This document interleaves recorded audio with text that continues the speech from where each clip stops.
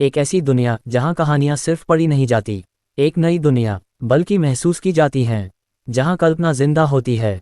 यहां हर मोड़ पर है ड्रामा, पावर और राज। आप देख रहे हैं एनके नॉवल नरेशन, जहां शब्द बनते हैं आपकी दुनिया। Bring words to life. अध्याय 511, हीरोज प्रतियोगिता का वैश्विक लाइव प्रसारण शुरू। सू यी ने किताब नीचे रख दी और कहा, ऐसा लगता है कि लिन काइवू को पूरा भरोसा है कि लॉन कंट्री की राष्ट्रीय टीम इस बार चैंपियनशिप जीत सकती है। पिताजी, ये कैसे संभव हो सकता है? सू फैंग को लगा कि यह बिल्कुल असंभव है, क्योंकि ये परिवार के एक विलक्षण प्रतिभा वाले सदस्य को छोड़कर राष्ट्रीय टीम के सभी सदस्य अधिकारियों द्वारा विशेष रूप से चुने गए प्रतिभाशाली लोग थे। हालांकि प्रत्येक को उत्कृष्ट माना जाता था, वे ग्रेट ईगल कंट्री के वित्तपोषकों द्वारा विशेष रूप से पोषित प्रतिभाओं की तुलना में कहीं अधिक कमजोर थे। विशेषकर इसलिए क्योंकि ग्रेट ईगल कंट्री ने हाल ही में लाइफ जीन रिसर्च में एक ऐसी सफलता की घोषणा की है जो किसी व्यक्ति को तेजी से ग्रैंड मास्टर स्तर तक पहुंचा सकती है। लॉन कंट्री आज भी चरणबद्ध खेती के पुराने स्थिर मार्ग का अनुसरण करता है, और उस पुराने रास्ते पर ग्रैंड मास्टर का दर्जा हासिल करना बेहद मुश्किल है। ग्रेट ईगल कंट्री का जिक्र किए बिना भी वुल्फ कंट्री और टाइगर रोर कंट्री भी ऐसी शक्तियां हैं जो लॉन कंट्री से मुकाबला कर सकती हैं। इस बार लॉन कंट्री का शीर्ष 4 में जगह बनाना ही अपने आप में सराहनीय है। चैंपियन बनने की कल्पना तक वह नहीं कर सकता। सू यी ने सू फैंग की ओर एक नज़र डाली और उसे और भी यकीन हो गया कि एक नए उत्तराधिकारी का चयन करना जरूरी है। उनके अपने बेटे की दृष्टि बहुत ही अदूरदर्शी है। जब सू फैंग ने देखा कि सू यी ने विषय बदल दिया है तो उसने अपनी नाक रगड़ी और बात बदलते हुए कहा, पिताजी, मेरे पास पक्की खबर है। आज सू चेन का पूरा परिवार लोनचेंग बेस से ट्रांटी के लिए रवाना हो गया है। क्या हम भी घर में बंद रहने के बजाय बाहर जा सकते हैं? बाहर की सभी खदानों पर शत्रु सेनाओं ने कब्जा कर लिया है, विशेषकर हाल ही में खोजी गई प्राचीन कब्र पर, जिसके बारे में उनका मानना है कि उसमें अमूल्य मूल्य छिपा है। फिर भी उनके पिता ने सबको वापस लौटने का आदेश दिया, इसलिए वे केवल पैर पटकते हुए लोगों को वहां से ले गए। अब वह प्राचीन मकबरा दुश्मन का इनाम बन गया है और उन्होंने उसे उन अमूल्य खजानों की तस्वीरें भी भेजी हैं जिन्हें उन्होंने खोदकर निकाला है और इस तरह उसका मजाक उड़ाया है। वह सचमुच इतना गुस्से में था कि खून थूक सकता था। नहीं, घर पर ही रहो। क्या अभी वैश्विक लाइव प्रसारण नहीं हो रहा है? घर से ही प्रतियोगिता देखो, सू यी ने शांत भाव से कहा। सू फैंग का चेहरा तुरंत बिगड़ गया। पिताजी, क्या इससे हम काहे नहीं दिखेंगे? बाहर के लोग पहले ही सू परिवार के बारे में बातें करने लगे हैं। उन्हें बोलने दो, उनकी बातें दूसरों के चेहरों पर आ रही हैं, तुम्हें क्या फर्क पड़ता है? कबीले का अस्तित्व ही मायने रखता है। सब लोग यहीं रहो। जो भी बाहर निकलने की हिम्मत करेगा उसे बेरहमी से मार डाला जाएगा। उसने आखिरी 3 शब्द हल्के से कहे, लेकिन सू फैंग को ऐसा लगा जैसे वह किसी बर्फीली गुफा में गिर गया हो। उसी क्षण सू फैंग के मन में एक अंगर विचार कौंध गया। अगर उसके पिता की मृत्यु हो गई होती तो क्या होता? ये कितना अद्भुत होता। तब सू परिवार को आखिरकार कोई ऐसा व्यक्ति मिल जाएगा जो जिम्मेदारी संभाल सके। उसके पिता बहुत पुराने ख्यालों के हैं। ये कौन सा युग है जो अब भी इतना कायरतापूर्ण व्यवहार कर रहा है? अतीत में कायरता समझ में आती थी, जब सू ये ने वंश छोड़ा तो वंश बिखर गया और वंश को पुनर्स्थापित करने की आवश्यकता पड़ी। अब इस कुल का जोश चरम पर है और वे हीरोज प्रतियोगिता के इस वैश्विक लाइव प्रसारण का लाभ उठाकर अपनी शक्ति का प्रदर्शन कर सकते हैं, जिससे दुनिया को पता चल जाएगा कि सोया हुआ शेर सू परिवार जाग उठा है। सू यी ने सू फैंग की ओर देखा, आह भरी, और कहा, फैंग, मैं बूढ़ा हो चुका हूँ, मौत के करीब पहुँच चुका हूँ। मैं और कितने दिन जी सकता हूँ? मेरा लक्ष्य सू परिवार की दीर्घकालिक भलाई है, न कि क्षणिक गौरव। अब से इस घर का प्रबंधन आपको सौंप दिया जाएगा। यदि मुझे कोई ऐसा उत्तराधिकारी नहीं मिला जो कायरता के सार को सही मायने में समझता हो तो मैं, सू यी, नहीं मरूंगी। अपने पिता की बातें सुनकर सू फैंग को अपने पहले के लापरवाह विचार पर गहरा अफसोस हुआ और उसने तुरंत जवाब दिया, पिताजी, आप निश्चित रूप से दीर्घायु होंगे। आखिर ये परिवार के बुजुर्ग मुखिया 100 वर्ष से अधिक जी चुके हैं, आप भी जी सकते हैं। पिताजी, निश्चिंत रहिए, मैं बेस के अंदर रहने का ये छोटा सा मामला संभाल लूंगा। आपको चिंता करने की कोई ज़रूरत नहीं है। मैं कबीले के सभी लोगों को ज़रूर शांत कर दूंगा। योजक चिन्ह, योजक चिन्ह। इस समय दोपहर के 3:30 बज रहे थे। ये लॉन कंट्री के राष्ट्रीय शाम के समाचार प्रसारण का समय था। प्रसारण में आधिकारिक तौर पर हीरोज प्रतियोगिता का प्रसारण किया गया, आयोजन के बारे में बताया गया और यह उल्लेख किया गया कि इसमें व्यक्तिगत प्रतियोगिताएं और एक राष्ट्रीय टीम प्रतियोगिता शामिल है। ये प्रतियोगिता ट्रांसटी के विदेशी क्षेत्र में आयोजित की जाती है। इसके अलावा इस कार्यक्रम का वैश्विक स्तर पर सीधा प्रसारण किया जाएगा, इसलिए हर कोई घर बैठे किसी भी समय लाइव प्रसारण देख सकता है। इसके बाद इसमें शिक्षा उप मंत्री सू ये के आधिकारिक शपथ ग्रहण समारोह का एक साक्षात्कार समाचार खंड दिखाया गया। मार्शल आर्ट के ज्ञान के प्रसार के बाद से लोग अब समाचार प्रसारण को अनदेखा नहीं करते हैं। लगभग हर कोई इसे एक निश्चित समय पर देखता है, और यदि वे इसे देखने से चूक जाते हैं तो वे इसे बाद में दोबारा देख लेते हैं। तो जब हीरोज कंपटीशन की खबर फैली तो हर कोई तुरंत इस पर चर्चा करने लगा, और मशहूर हस्तियों के ट्रेंडिंग टॉपिक्स पूरी तरह से हीरोज कंपटीशन के नाम से बदल गए। सभी को इस बात की उत्सुकता है कि लॉन कंट्री से कौन कौन से लोग व्यक्तिगत और राष्ट्रीय प्रतियोगिताओं में भाग लेंगे। कुछ अंदरूनी सूत्रों ने तो ऑनलाइन सूचनाओं की बारसीला दी, लेकिन उन्होंने विशिष्ट नामों का खुलासा नहीं किया, क्योंकि उन नामों की घोषणा शुरू से ही नहीं की गई थी। वास्तविक प्रतियोगिता शुरू होने पर ही हमें पता चलेगा कि व्यक्तिगत प्रतियोगी कौन हैं, क्योंकि यिंगजी टोकन का व्यापार किया जा सकता है। केवल वही लोग व्यक्तिगत प्रतियोगिता में भाग ले सकते हैं जिनके पास यिंगजी टोकन हो। ये परिवार के किसी सदस्य ने ये जानकारी लीक की कि ये परिवार के प्रतिभागी राष्ट्रीय प्रतियोगिता में भाग ले रहे हैं, और व्यक्तिगत प्रतियोगिता में ये परिवार से 2, शियाओ परिवार से 1, सू परिवार से 1 और संभवतः सू चेन शामिल हैं, जो 3 महान मार्शल आर्टिस्ट विश्वविद्यालयों के प्रवक्ता हैं। एक अन्य लीक में कहा गया है कि यह हीरोज प्रतियोगिता अन्य खेल आयोजनों से पूरी तरह अलग, बेहद कठिन होगी और सभी से मानसिक रूप से तैयार रहने का आग्रह किया गया है। हीरोज प्रतियोगिता के अलावा लोगों ने शिक्षा उपमंत्री के अत्यंत महत्वपूर्ण मामले पर भी चर्चा की। सू ये का इंटरव्यू वीडियो सबने देखा। किसी ने सू ये के बेहद पीले रंग को देखते हुए पूछा कि क्या वह गंभीर रूप से बीमार है। किसी और ने पूछा सू ये कौन है, और पूछा गया कि क्या सरकार को लॉन कंट्री की शक्ति का प्रदर्शन करने के लिए एक शक्तिशाली मार्शल आर्टिस्ट को शिक्षा उपमंत्री के रूप में नियुक्त करना चाहिए। बाद में एक अफवाह फैली कि सू ये एक शक्तिशाली इंटरमीडिएट ग्रैंड मास्टर हैं, और उनके चेहरे का पीलापन इसलिए था क्योंकि साक्षात्कार वाले दिन उन पर विदेश में 3 पीक ग्रैंड मास्टर्स ने हमला किया था, फिर भी वे उनमें से एक को हराने में कामयाब रहे। जब यह अफवाह फैली तो लोगों ने टिप्पणी की, क्या बाहर वाकई इतना खतरनाक है? एक इंटरमीडिएट ग्रैंड मास्टर द्वारा 3 पीक ग्रैंड मास्टर्स का सामना कर पाना और यहाँ तक कि उनमें से एक को हरा देना सभी को आश्चर्यचकित कर गया, और सबने सू ये की ताकत की प्रशंसा की। पहले सू ये पर संदेह जताया जा रहा था, लेकिन अब उसके स्वास्थ्य का ख्याल रखने और जल्द स्वस्थ होने की कामना की जा रही है। और उन्होंने उन तीनों पीक ग्रैंड मास्टर्स को शाप दिया जिन्होंने उस पर हमला किया था। उनकी हिम्मत कैसे हुई कि वे मिलकर ग्रेट ड्रैगन कंट्री के शिक्षा उपमंत्री पर हमला करें? ये बेहद घिनौना है। बाद में किसी ने यह बात लीक कर दी कि सू ये सू चेन के पिता हैं।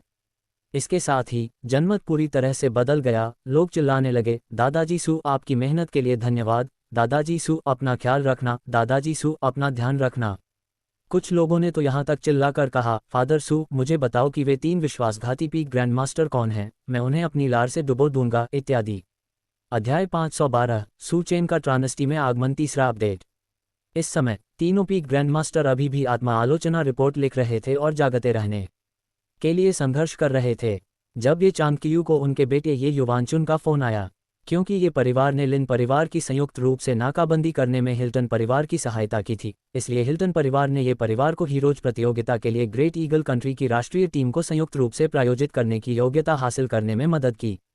हालांकि ये परिवार को प्रायोजन शुल्क के रूप में 10 अरब का भुगतान करना पड़ा। पिताजी, क्या हमें ये सौदा स्वीकार करना चाहिए? 10 अरब बहुत ज़्यादा है। मैंने सुना है कि लिन परिवार ने हमारी ड्रैगन कंट्री टीम को विशेष रूप से प्रायोजित करने के लिए केवल 2 अरब खर्च किए थे। ग्रेट ईगल कंट्री बहुत ज़्यादा मांग कर रही है। 10 अरब डॉलर से तो हमें संयुक्त प्रायोजन की योग्यता ही मिल पाएगी। 10 अरब, ये चांगकियू ने भौहें चढ़ा लीं। 10 अरब की रकम उनके विशाल ये परिवार के लिए भी छोटी नहीं थी, और यह केवल संयुक्त प्रायोजन पात्रता के लिए था। कीमत वाकई बहुत अधिक थी। मैं आपको जवाब देने से पहले आपके चाचाओं से इस बारे में चर्चा कर लूँगा। ठीक है। ये चांगकियू ने ये शाओपिंग और ये जिनरोंग के साथ इस मामले पर चर्चा की। ये जिनरोंग ने कहा, ग्लोबल हीरोज प्रतियोगिता के व्यक्तिगत स्पर्धा और राष्ट्रीय प्रतियोगिता दोनों का वैश्विक स्तर पर प्रसारण किया जाएगा, जिसे 7 से 8 अरब लोग देखेंगे। इसका विज्ञापन प्रभाव अभूतपूर्व होगा। इसके अलावा इसमें कोई संदेह नहीं है कि ग्रेट ईगल कंट्री की राष्ट्रीय टीम चैंपियन बनेगी, इसलिए मुझे लगता है कि ग्रेट ईगल कंट्री की अन्य पूंजी के साथ संयुक्त रूप से उन्हें प्रायोजित करने के लिए 10 अरब खर्च करना लाभ कमाने का एक निश्चित तरीका है।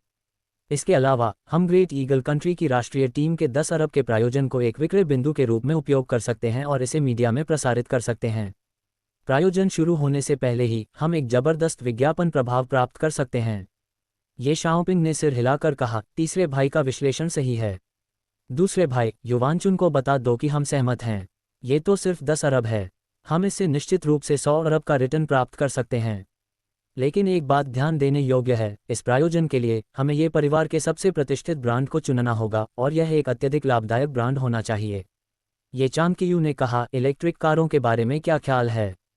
नहीं, स्मार्ट रोबोट वैक्यूम क्लीनर नहीं, त्वचा की देखभाल के उत्पाद। ये कारगर है। आजकल न केवल महिलाएं स्किन केयर उत्पादों का इस्तेमाल करती हैं, बल्कि पुरुष भी इनका इस्तेमाल शुरू कर रहे हैं और स्किन केयर एक बेहद लाभदायक उद्योग है। ये चाणक्यू ने सिर हिलाते हुए कहा, ठीक है, ये कॉस्मेटिक्स के लिए ग्राहकों को आकर्षित करने का यह अच्छा समय है, खासकर लिन परिवार के लिंस कॉस्मेटिक्स की आपूर्ति श्रृंखला को काटने के बाद जो अब दिवालिया होने की कगार पर है। इसके अलावा हमारे नव विकसित स्किन केयर उत्पाद में उस 3000 साल पुरानी सक्रिय कटी हुई उंगली से निकाले गए तत्व शामिल हैं, जो उपयोग के बाद उपयोगकर्ता की त्वचा की एंटी एजिंग क्षमता को बढ़ा सकते हैं। एस्टी लॉडर, लैनकोम, ला मेर और बाजार में मौजूद अन्य स्किन केयर उत्पाद हमारे नए उत्पाद के मुकाबले कहीं नहीं ठहरते। इस बार हम निश्चित रूप से वैश्विक स्तर पर बिक्री बढ़ाएंगे और स्किन केयर उद्योग में क्रांतिकारी बदलाव लाएंगे। ये चाणक्यू की बातें सुनकर ये शाओपिंग और ये जिनरोंग तुरंत इतने उत्साहित हो गए मानो उन्हें कोई उत्तेजक पदार्थ इंजेक्ट कर दिया गया हो और वे विजयोन्माद भरी हंसी हंसने लगे। ये चाणक्यू ने ये युवांचुन को फ़ोन किया और उसे इस मामले को तुरंत निपटाने का निर्देश दिया। उन्होंने उनसे उत्पादन लाइनों, पैकेजिंग लाइनों आदि का शीघ्र विस्तार करने का भी आग्रह किया। इस हीरोज़ प्रतियोगिता के दौरान पूरी तरह से टिकट बिक जाने की तैयारी में। योजक चिन्ह। इस समय ग्रेट ईगल कंट्री के ईगल सिटी बेस में ग्रेट ईगल कंट्री के शिक्षा मंत्रालय के मंत्री और उप मंत्री अन्य कर्मचारियों के साथ बैठकर दोपहर की चाय पी रहे थे। क्या आपने ड्रैगन देश के शिक्षा मंत्रालय के नव नियुक्त उप मंत्री का साक्षात्कार देखा? अभी अभी देखा। हाँ, उसका चेहरा इतना पीला पड़ गया था, ऐसा लग रहा था जैसे वो अभी मर ही जाएगा। मुझे नहीं लगता कि वो ज़्यादा दिन जिएगा। ड्रैगन देश से डरने की कोई ज़रूरत नहीं है। उनके मंत्री और उपमंत्री तो केवल मध्यवर्ती ग्रैंड मास्टर हैं। उनके द्वारा प्रशिक्षित मार्शल आर्टिस्ट छात्र कितने शक्तिशाली हो सकते हैं। वास्तव में टाइगर रोर कंट्री के मंत्री और उपमंत्री दोनों ही उच्च स्तरीय ग्रैंड मास्टर हैं, जो ड्रैगन कंट्री से कहीं बेहतर हैं। क्या ये सही नहीं है? ड्रैगन देश को लगता है कि मार्शल आर्ट के ज्ञान को देश भर में पहले से ही लोकप्रिय बनाकर मार्शल आर्ट विश्वविद्यालयों की स्थापना जल्दी करके और समय से पहले ही छात्रों को दाखिला देकर वे हमसे आगे निकल सकते हैं। ये तो बहुत ही काल्पनिक बात है। हाँ, चाय। आइए इस हीरोज प्रतियोगिता में व्यक्तिगत स्पर्धा और राष्ट्रीय प्रतियोगिता दोनों में हमारी दोहरी चैंपियनशिप का जश्न पहले से ही मनाएं। योजक चिन्ह। बाह्य अंतरिक्ष समय के अनुसार दोपहर 4 बजे सू चेन का निजी विमान ट्रांसटी पहुंचा। यान झेंगजुन, सू चेन और अन्य लोगों को ड्रैगन कंट्री की इस संपत्ति पर ले गया। सू चेन और राष्ट्रीय प्रतियोगिता में भाग लेने वाले अन्य लोगों के लिए विशेष रूप से एक विला परिसर की व्यवस्था की गई थी। प्रत्येक व्यक्ति को एक छोटा विला मिला। 16 लोगों के लिए 16 विला की व्यवस्था की गई थी। इस विला परिसर की सुरक्षा ड्रैगन कंट्री के सैनिकों द्वारा की जा रही थी और वहां एक पीक ग्रैंड मास्टर तैनात था, जिससे ये बेहद सुरक्षित था। इससे प्रतिभागियों की सुरक्षा सुनिश्चित हुई। सू चेन और लिन वानिक्सू के विला पहुंचने के बाद लिन वानिक्सू अपने विला में नहीं गईं बल्कि सू चेन के विला में उनके साथ गईं। विला पहुंचने पर सू चेन ने फादर सू को वीडियो कॉल किया और उन्हें सूचित किया कि वह और लिन वानिक्सू ट्रानस्टी पहुंच गए हैं और एल्डयान द्वारा व्यवस्थित लोंगजिंग आवासीय क्षेत्र में रहने लगे हैं। विला परिसर का नाम सुनकर सू ये ने सिर हिलाया। यह एक सरकारी विला परिसर है, दूतावास के बराबर। सुरक्षा बहुत कड़ी है, बाहर रहने से कहीं ज़्यादा सुरक्षित है। आप और वानिक्सू को फिलहाल लोंगजिंग आवासीय क्षेत्र में ही रहना चाहिए। आपके पिता लिन और मैं वानजी विला कॉम्प्लेक्स में रह रहे हैं, जो लोंगजिंग आवासीय क्षेत्र से केवल 10 मिनट की ड्राइव पर है, ज़्यादा दूर नहीं है। पिताजी, क्या वानजी कॉम्प्लेक्स सुरक्षित है? क्या आप वहाँ किराए पर रह रहे हैं? सू चेन ने पूछा। यह एक घर है जिसे मैंने खरीदा है। सुरक्षा के मामले में यह निश्चित रूप से आपके लोंगजिंग आवासीय क्षेत्र से तुलना करने लायक नहीं है, लेकिन बुरा भी नहीं है। संपत्ति प्रबंधन शुल्क बहुत महंगा है और वहाँ एक ग्रैंड मास्टर तैनात हैं। सबसे महत्वपूर्ण बात यह है कि लोंगजिंग आवासीय क्षेत्र में बाहरी लोगों को प्रवेश की अनुमति नहीं है। भले ही हम आपके रिश्तेदार हों, हम प्रवेश नहीं कर सकते। यह आपके प्रतिभागियों की पूर्ण सुरक्षा सुनिश्चित करने के लिए है। डिंग, बधाई हो मेज़बान। अब आपके सामने एक विकल्प है। पहला विकल्प, लोंगजिंग आवासीय क्षेत्र में रहें। इनाम 2 अरब नकद, सभी धनराशि सुरक्षित और कर भुगतान सहित। विकल्प 2, वानजी कॉम्प्लेक्स में स्थानांतरित हों। पुरस्कार, एक मध्यवर्ती मार्शल आर्ट अपग्रेड कार्ड किसी नामित व्यक्ति द्वारा उपयोग के लिए उपहार में दिया जा सकता है। उसे अपने दिमाग में सिस्टम की आवाज़ सुनाई दे रही थी। सू चेन ने इनाम की ओर नहीं देखा, क्योंकि इस समय उसका ध्यान वानजी कॉम्प्लेक्स की ओर बढ़ने पर था। क्योंकि वानजी कॉम्प्लेक्स में रहकर वह अपने माता पिता और बेटियों की सुरक्षा बेहतर ढंग से सुनिश्चित कर सकता था। इसलिए उसने सूये से कहा, पिताजी, मैं और वानिक्सू वानजी कॉम्प्लेक्स में रहने आएंगे। मैं एल्डयान को बाद में बता दूंगा। डिंग, बधाई हो मेज़बान, आपने सही चुनाव किया। विशेष पुरस्कार, एक मध्यवर्ती मार्शल आर्ट अपग्रेड कार्ड जिसे किसी नामित व्यक्ति को उपहार स्वरूप दिया जा सकता है। मेज़बान, क्या आप स्वयं इस कार्ड का उपयोग करना चाहेंगे? अगर मैं इसका इस्तेमाल करूं, तो क्या इससे मुझे 5वीं कक्षा के एडवांस लेवल से 6ठी कक्षा में जाने में मदद मिल सकती है? नहीं, होस्ट को 5वीं कक्षा से 6ठी कक्षा में आगे बढ़ने के लिए 3 मध्यवर्ती मार्शल आर्ट अपग्रेड कार्ड की आवश्यकता है। ये सुनकर सू चेन ने भौहें चढ़ा लीं। दरअसल, जैसे जैसे कोई आगे बढ़ता है, वैसे वैसे मार्शल आर्ट अपग्रेड कार्ड की आवश्यकता बढ़ती जाती है। यह एक खेल खेलने जैसा है, हर लेवल ऊपर जाने के लिए अधिक अनुभव अंक चाहिए होते हैं। अध्याय 513। श्री यान चौंक गए। शियाओ सू, तुम और तुम्हारी पत्नी ने इतनी जल्दी तरक्की कर ली। चूंकि वह इस कार्ड से अभी तक 6ठे रैंक पर अपग्रेड नहीं कर सकता था, इसलिए सू चेन ने इसे अपनी पत्नी वानेक्सू को देने का फैसला किया। इससे वानेक्सू को शुरुआती रैंक 5 से मध्य रैंक 5 तक पहुंचने में मदद मिलेगी। इससे आगामी राष्ट्रीय प्रतियोगिता में वानेक्सू को अपनी सुरक्षा की बेहतर क्षमता मिलेगी। ये सोचकर सू चेन ने सिस्टम से कहा, मैं फिलहाल इस कार्ड का इस्तेमाल नहीं करूंगा। अपने पिता से फ़ोन पर बात खत्म करने के बाद वह वानेक्सू पर इस कार्ड का इस्तेमाल करने का मौका ढूंढेगा। तब तक वानेक्सू निश्चित रूप से बहुत उत्साहित हो जाएगी और फिर उसे आज रात बहुत बड़ा फायदा होगा। सू डैड को उम्मीद नहीं थी कि सू चेन आकर वांजी समुदाय में रहने लगेगी, और कुछ सोचने के बाद उन्होंने कहा, ठीक है, हमारे परिवार के लिए एक साथ रहना ज़्यादा सुरक्षित है। आज जेहान और बाकी लोगों ने तुम्हारे और वानेक्सू के लिए चीयरिंग यूनिफॉर्म खरीदी हैं। तुम और वानेक्सू को आकर उन्हें देखना चाहिए। ये चमकीले लाल रंग के हैं, बहुत ही उत्सवपूर्ण हैं।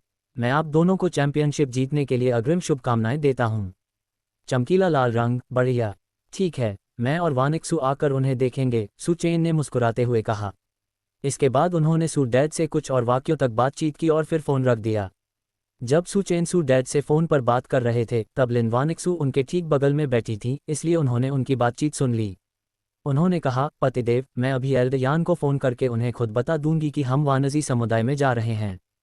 ठीक है, सू चेन ने सिर हिलाया, फिर कमरे में कॉफ़ी टेबल पर रखी फलों की प्लेट ढूंढी और उसमें से एक सुनहरा सेब चुन लिया। लिन वानेक्सू के फ़ोन पर बात खत्म करने के बाद सू चेन ने उसे सुनहरा सेब दिया और उसे खाने के लिए कहा। लिन वानेक्सू ने आज्ञाकारी होकर खाना शुरू कर दिया। जैसे ही उसने खाना शुरू किया, उसे तुरंत अपने शरीर में अत्यधिक ऊर्जा का संचार महसूस हुआ।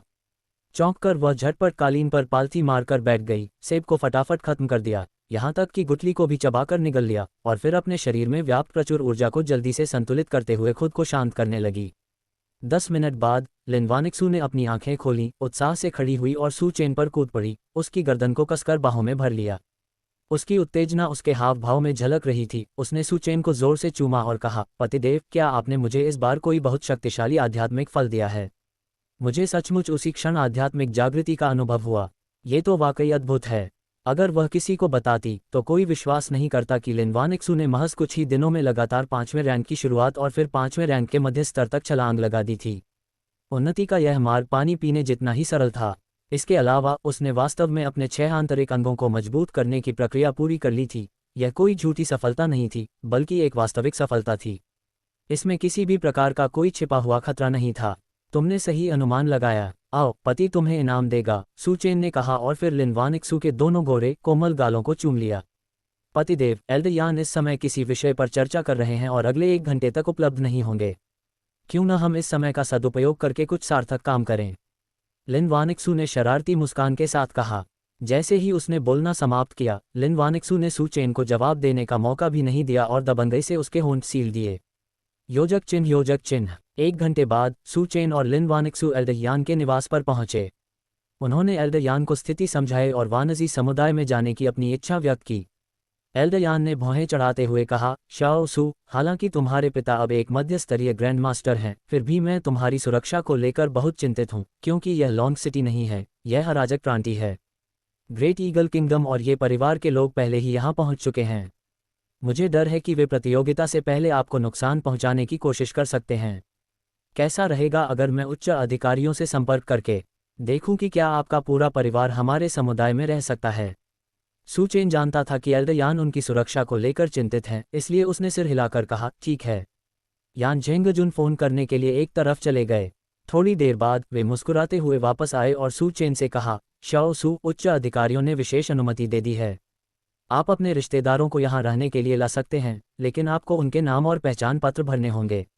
मुझे इसमें आपके सहयोग की आवश्यकता होगी। लॉन्गजिंग समुदाय में रहना वास्तव में बाहर स्थित वांजी समुदाय में रहने की तुलना में कहीं अधिक सुरक्षित था। इसके अलावा वह प्रतियोगिता में भाग ले रहा होगा और लगातार अपने माता पिता, पत्नी और बेटियों की रक्षा नहीं कर पाएगा। इसलिए पूरे परिवार के लिए एक साथ यहीं रहना सबसे सुरक्षित था। इससे एल्डर यान को भी राहत मिलेगी। तो उसने यान झेंगजुन से कहा, ठीक है, मैं अपने माता पिता से उनके आईडी नंबर भेजने के लिए कहूँगा। इसके बाद सू चेन ने सू डैड को फ़ोन किया और उन्हें सारी स्थिति समझा दी। ये सुनकर सू डैड अत्यंत प्रसन्न हुए और मुस्कुराते हुए बोले, ये बहुत अच्छा है, कोई समस्या नहीं। लॉन्गजिंग समुदाय में रहना निश्चित रूप से बेहतर है। मैं अब सभी से उनके आईडी नंबर भेजने के लिए कहूँगा और फिर मैं उन सभी को आपको भेज दूंगा। ठीक है, जब मैं इसे संभाल लूंगी तो मैं और वानिक्सू आकर आपको ले जाएंगे। ठीक है। फ़ोन रखने के कुछ ही समय बाद सू चेन को सू डैड से नामों और आईडी नंबरों की एक सूची मिली, जिसे उसने यान झेंगजुन द्वारा तैयार किए गए फॉर्म पर सावधानीपूर्वक भर दिया। सभी प्रविष्टियां पूरी करने के बाद यान झेंगजुन ने उनसे उनकी वर्तमान मार्शल आर्ट रैंक के बारे में पूछा। क्योंकि सू चेन और लिन वानिक्सू दोनों ने फिलहाल अपनी मार्शल आर्ट की रैंक छिपा रखी थी। लिन वानिक्सू ने सू चेन की ओर देखा, जिसने उदारतापूर्वक अपनी जीवन शक्ति का उपयोग किया। यान झेंगजुन की पुतलियां सिकुड़ गईं, पीक रैंक 5। इसके बाद लिन वानिक्सू ने भी अपनी जीवन शक्ति मुक्त कर दी। यान झेंगजुन फिर चौंक गया, मध्यम रैंक 5। तुम दोनों की तरक्की तो बहुत ही शानदार है। ये तो बहुत बढ़िया है। हाँ हाँ, इस बार हमारी ड्रैगन कंट्री टीम के शीर्ष 3 में जगह बनाने की संभावना और भी बढ़ गई है। तुम दोनों जल्दी से अपनी मार्शल आर्ट की रैंक छुपा लो, किसी और को देखने मत देना। क्योंकि वह इस बात से बहुत चिंतित था कि अगर दूसरों को पता चल गया कि सू चेन और लिन वानिक्सू ने कितनी जल्दी सफलता हासिल कर ली है, तो वे उन्हें पहले ही पकड़ लेंगे और उन पर प्रयोग करेंगे। सू चेन और लिन वानिक्सू ने अपनी जीवन शक्ति को समेट लिया, जिससे उनकी मार्शल आर्ट की रैंक छिप गई। फिर सू चेन ने मुस्कुराते हुए यान झेंगजुन से कहा, वरिष्ठ यान, शीर्ष 3 में आना तो तय है। आप कल्पना कीजिए, हम चैंपियनशिप जीतेंगे। ये सुनकर यान झेंगजुन को ऐसा लगा जैसे उसने 2 किलो वुलियांगे बाइजियू पी ली हो। उसका चेहरा उत्साह से लाल हो गया। वह सू चेन के कंधे पर थपथपाते हुए बोला, जो मार्शल आर्टिस्ट चैंपियनशिप जीतना ही नहीं चाहता, वह अच्छा मार्शल आर्टिस्ट नहीं है। चैंपियन, हमारी ड्रैगन कंट्री टीम जरूर जीतेगी। योजक चिन्ह, योजक चिन्ह। सू चेन और लिन वानिक्सू ने एल्डर यान के घर से निकलने के बाद लॉन्गजिंग समुदाय को छोड़कर वांजी समुदाय की ओर प्रस्थान किया। क्योंकि विला समुदाय काफ़ी बड़ा था, इसलिए उनके निवास से समुदाय के द्वार तक पैदल जाने में भी 10 मिनट से अधिक समय लग जाता था। इसलिए एल्डर यान ने प्रत्येक व्यक्ति को निजी वाहन उपलब्ध कराया था। जब सू चेन और लिन वानिक्सू वानजी समुदाय की ओर गाड़ी चला रहे थे, एक ऐसी यात्रा जिसमें आमतौर पर 10 मिनट से थोड़ा अधिक समय लगता था, तभी अचानक सिस्टम की आवाज़ सू चेन के दिमाग में गूंज उठी। डिंग, मेजबान की ओर एक शक्तिशाली खतरे की आहट सुनाई दे रही है। ये सुनकर सू चेन ने तुरंत एक्सीलरेटर पर पैर रखा और लिन वानिक्सू से कहा, पत्नी, कसकर पकड़ लो, खतरा है। जैसे ही सू चेन की कार तेजी से आगे बढ़ी, जिस जगह पर वह था वह जगह पल भर में ही तबाह हो गई, जिससे आसपास मौजूद बड़ी संख्या में मार्शल आर्टिस्ट तुरंत मारे गए या घायल हो गए और चारों ओर धूल उड़ने लगी। अध्याय 514। तुम तो बस एक वरिष्ठ गुरु हो और तुम मुझे, अपने दादा को मारने की हिम्मत करते हो। लिन वानिक्सू ने रियरव्यू मिरर से पीछे की स्थिति देखी और तुरंत अपना फ़ोन निकालकर सू मामा को फ़ोन किया और संक्षेप में अपनी वर्तमान समस्या के बारे में बताया। क्योंकि जो भी इस तरह का हंगामा कर रहा था, वह निश्चित रूप से 6ठे रैंक का मार्शल आर्टिस्ट नहीं था, वह ग्रैंड मास्टर या उससे ऊपर का कोई व्यक्ति होना चाहिए था। उन्हें सू पापा और उनके पिता की मदद की जरूरत थी। डिंग, बधाई हो मेजबान, अब आपके सामने एक विकल्प है। पहला विकल्प, पीछा करने वाले से तेजी से भाग निकलें। इनाम, एक intermediate martial arts upgrade card. दूसरा विकल्प, तेज गति से वापस गाड़ी चलाकर पीछा करने वाले को टक्कर मारें और उससे आमने सामने भिड़ें। इनाम, 10 मिनट के लिए अजेय वज्रकार बॉडी। अजेय वज्रकार बॉडी, इसका क्या मतलब है? होस्ट, इनविंसिबल वज्रकार बॉडी का मतलब है कि आप जिस कार को चला रहे हैं वह एक अजेय वज्रकार बन जाएगी। कोई मार्शल आर्टिस्ट कितना भी शक्तिशाली क्यों न हो, वह इस कार को जरा भी नुकसान नहीं पहुंचा पाएगा। अगर मैं इस कार का इस्तेमाल किसी को टक्कर मारने के लिए करूं तो क्या होगा? गाड़ी को कोई नुकसान नहीं होगा, लेकिन गाड़ी की हमला करने की क्षमता एक सामान्य सेडान के बराबर ही है। सिस्टम की बातें सुनकर सू चेन समझ गया। जीवन और मृत्यु के इस क्षण में सू चेन ने इन दोनों विकल्पों के लाभों का शीघ्रता से विश्लेषण किया। एक intermediate martial arts upgrade card था, जो उसे सीधे तौर पर रैंक 6 का मार्शल आर्टिस्ट नहीं बना सकता था। दूसरा प्रदर्शन 10 मिनट के लिए अजेय वज्रकार बॉडी का था। जहां तक विकल्पों की बात है, पहले विकल्प के साथ उसकी वर्तमान दिव्य ड्राइविंग क्षमताओं का मतलब था कि वह तेजी से भागकर पीछा करने वाले को पूरी तरह से चकमा दे सकता था। हालांकि उनसे पीछा छुड़ाने के बाद भी ये पीछा करने वाले उसका रास्ता रोकते रहेंगे। दूसरे विकल्प के साथ वह सीधे वापस गाड़ी चलाकर पीछा करने वाले से टकरा जाएगा और उसका आमने सामने सामना करेगा। वर्तमान में पीछा करने वाला व्यक्ति एक उच्च स्तरीय ग्रैंड मास्टर था। वान्यू ने पहले ही अपनी मां को फोन कर दिया था और वे उस मोहल्ले से कुछ ही मिनट की दूरी पर थे जहां उसके माता पिता रहते थे। वे बहुत जल्द पहुंच जाएंगे। हालांकि उनके पिता अब केवल एक इंटरमीडिएट ग्रैंड मास्टर थे, लेकिन उनकी ताकत एक उच्च स्तरीय ग्रैंड मास्टर को पूरी तरह से पराजित कर सकती थी। उसे पीछा करने वाले को हराने के लिए बस कुछ समय के लिए रुकने की जरूरत थी। इसके अलावा भाग जाना सू चेन का स्वभाव नहीं था। इसका डटकर सामना करना ही उनकी सच्ची मर्दानगी थी। तुरंत ही उसने एक जोरदार ड्रिफ्ट ब्रेक लगाया, मानो किसी अजगर की पूंछ को झटक रहा हो, और टायरों के जमीन से रगड़ने की तीखी जज़ आवाज सुनाई दी। उसने कार को घुमाया और फिर पीछा करने वाले की ओर तेजी से बढ़ते हुए एक्सीलरेटर को पूरी तरह दबा दिया। डिंग, मेजबान, अपना विकल्प चुनने के लिए बधाई। विशेष पुरस्कार, अजेय वज्र कार बॉडी, 10 मिनट के लिए प्रभावी। उल्टी गिनती शुरू होती है। उस अहम मौके पर सू चेन की कार का पीछा कर रहे व्यक्ति ने देखा कि सू चेन न केवल दौड़ना बंद कर दिया बल्कि मुड़कर उसकी ओर दौड़ पड़ा। वह एक पल के लिए स्तब्ध रह गया, फिर तुरंत हंसते हुए बोला, तुम तो मौत को दावत दे रहे हो। एली हिल्टन मुझसे बार बार कहता था कि उसे कम मत समझना, लेकिन क्या उसका मतलब इसी तरह के मूर्ख से था? एक ऐसा मूर्ख जो भाग सकता है लेकिन भागता नहीं, बल्कि पलटकर मुझ पर हमला कर देता है। मैं उसे आंखें बंद करके भी मार सकता हूँ। ये पैसा कमाना बहुत आसान है। इस मूर्ख को मारने के बाद मैं सबसे महंगी लड़कियों को मनवाऊंगा, सबसे तेज शराब पीऊंगा। जैसे ही उसने ये कहा, सुचेन की कार उसके सामने से तेजी से निकलने ही वाली थी। उसने तुरंत अपनी सारी शक्ति समेट ली, अपनी सारी ऊर्जा और रक्त शक्ति को अपने दाहिने मुंह में केंद्रित किया और फिर एक जोरदार प्रहार किया। उसकी पूरी मुट्ठी सुनहरी चमक से जगमगा उठी और उसके चारों ओर एक विशाल सुनहरी मुट्ठी भी प्रकट हो गई। पीछा करने वाले ने दहाड़ते हुए कहा, शक्तिशाली वज्र मुट्ठी, मैं तुम्हें पश्चिमी स्वर्ग भेज रहा हूं। लेकिन ठीक अगले ही पल जब उसने मुक्का मारा तो कोई जबरदस्त बल नहीं लगा, बल्कि उसे ऐसा महसूस हुआ जैसे उसकी मुट्ठी किसी बेहद कठोर चीज से टकराई हो। प्रतिक्रिया बल के कारण वह दर्द से ऐसे चीखा जैसे किसी सुअर का वध किया जा रहा हो। आह, मेरा हाथ अपाहिज है। यह ऐसा था जैसे हमारी मुट्ठी किसी ईंट की दीवार से टकरा रही हो। हम जितना अधिक बल लगाते हैं, प्रतिक्रिया बल उतना ही अधिक होता है। बल पारस्परिक होता है। अगर उस मुक्के से सुचेन की जान जा सकती थी तो वह उतनी ही ताकत से वापस उछलता। उसने मूल रूप से सुचेन को एक ही झटके में मार डालने और फिर खूबसूरत महिलाओं और शराब का आनंद लेने की योजना बनाई थी। इसलिए उसने इस हमले के लिए अपनी सबसे शक्तिशाली चाल का इस्तेमाल किया और उसने जो बल लगाया वह उसकी अधिकतम ची और रक्त शक्ति थी। कार में बैठे सुचेन ने खिड़की के बाहर पीछा करने वाले की सुअर जैसी चीख सुनी। उसने ठंडे स्वर में कहा, तुमने अपने दादाजी को जान से मारने की हिम्मत की। अब सिर्फ एक हाथ अपाहिज करने से काम नहीं चलेगा। आज तुम अपने दादाजी के लिए यहीं अपनी जान दे रहे हो। इसके साथ ही सुचेन ने एक बार फिर एक्सीलरेटर पर पैर रखा और बहादुरी और अजेयता के साथ उस पीछा करने वाले की ओर दौड़ पड़ा जो कुछ कदम पीछे हट चुका था।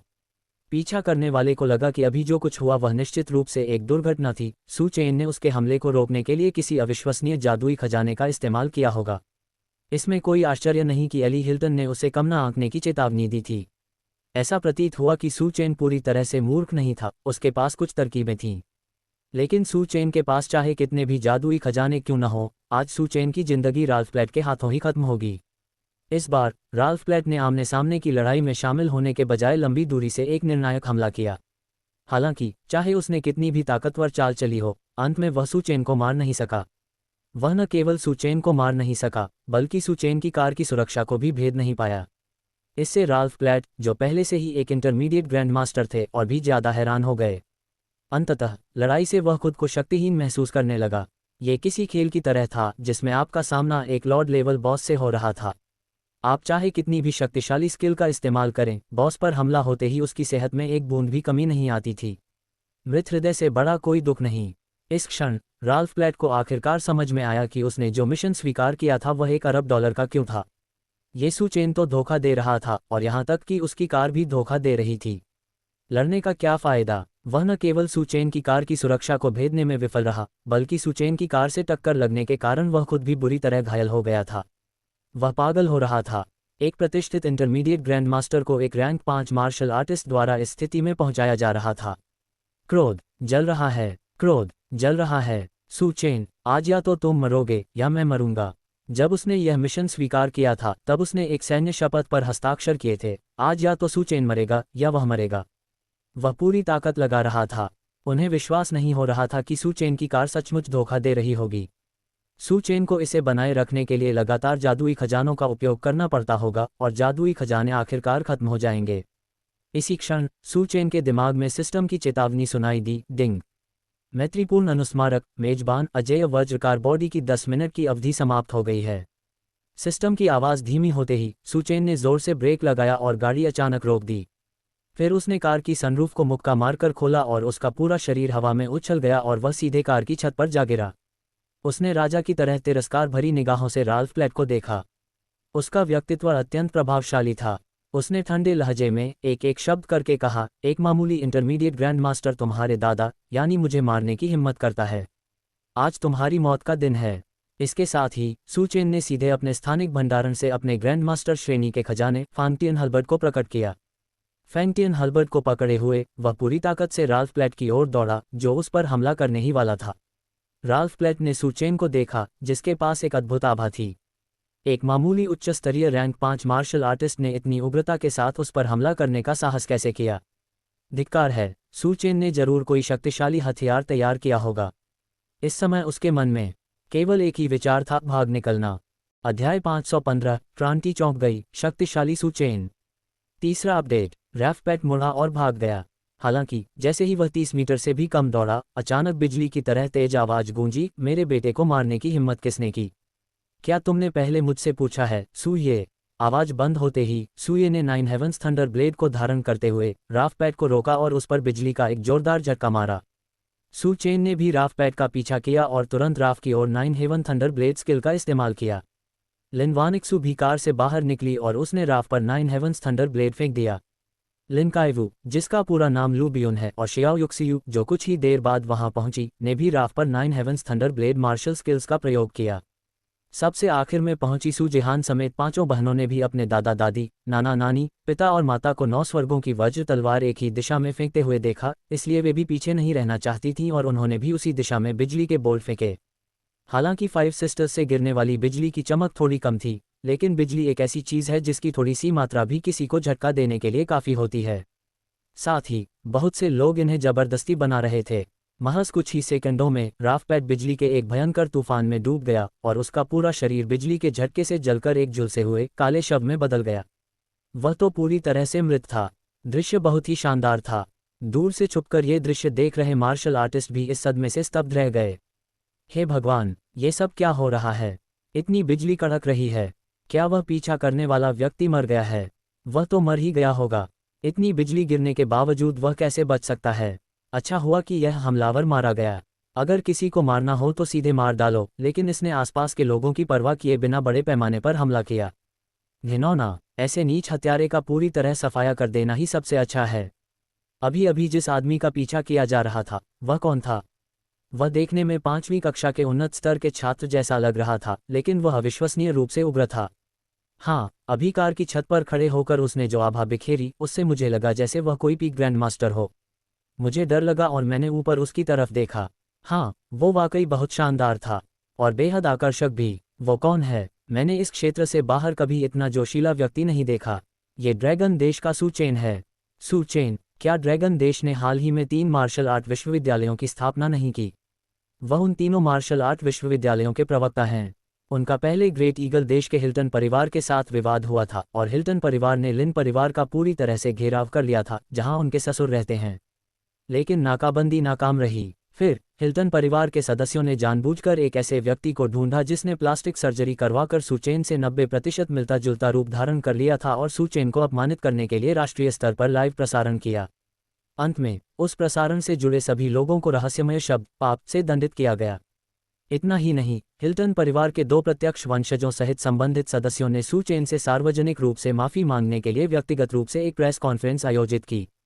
मेरा अनुमान है कि हिल्टन परिवार उस अपमान को बर्दाश्त नहीं कर सका होगा, इसलिए यह पीछा करने वाला व्यक्ति संभवतः हिल्टन परिवार द्वारा ही भेजा गया था।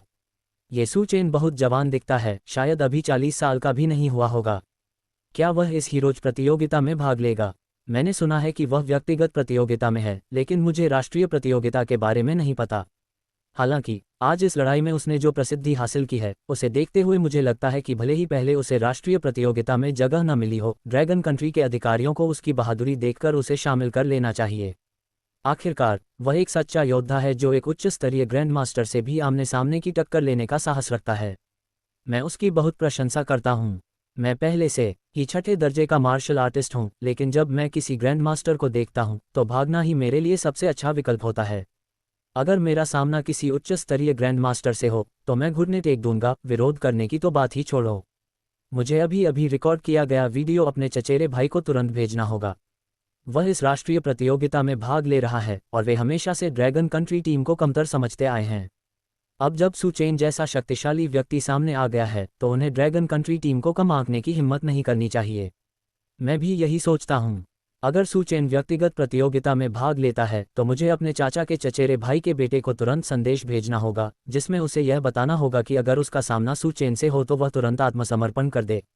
वह निश्चित रूप से सू चेन को हरा नहीं सकता, और अगर सू चेन उसे पीट कर मार डालता है तो ये बहुत बड़ा नुकसान होगा। दूर खड़े दर्शक भी अचानक व्यस्त हो गए। यहाँ तक कि रिपोर्टर तस्वीरें भी ले रहे थे। आज रात एक बड़ा हिट लेख लिखने की तैयारी कर रहे थे। हीरोज प्रतियोगिता की लोकप्रियता का फायदा उठाकर प्रशंसकों को आकर्षित करने की कोशिश कर रहे थे।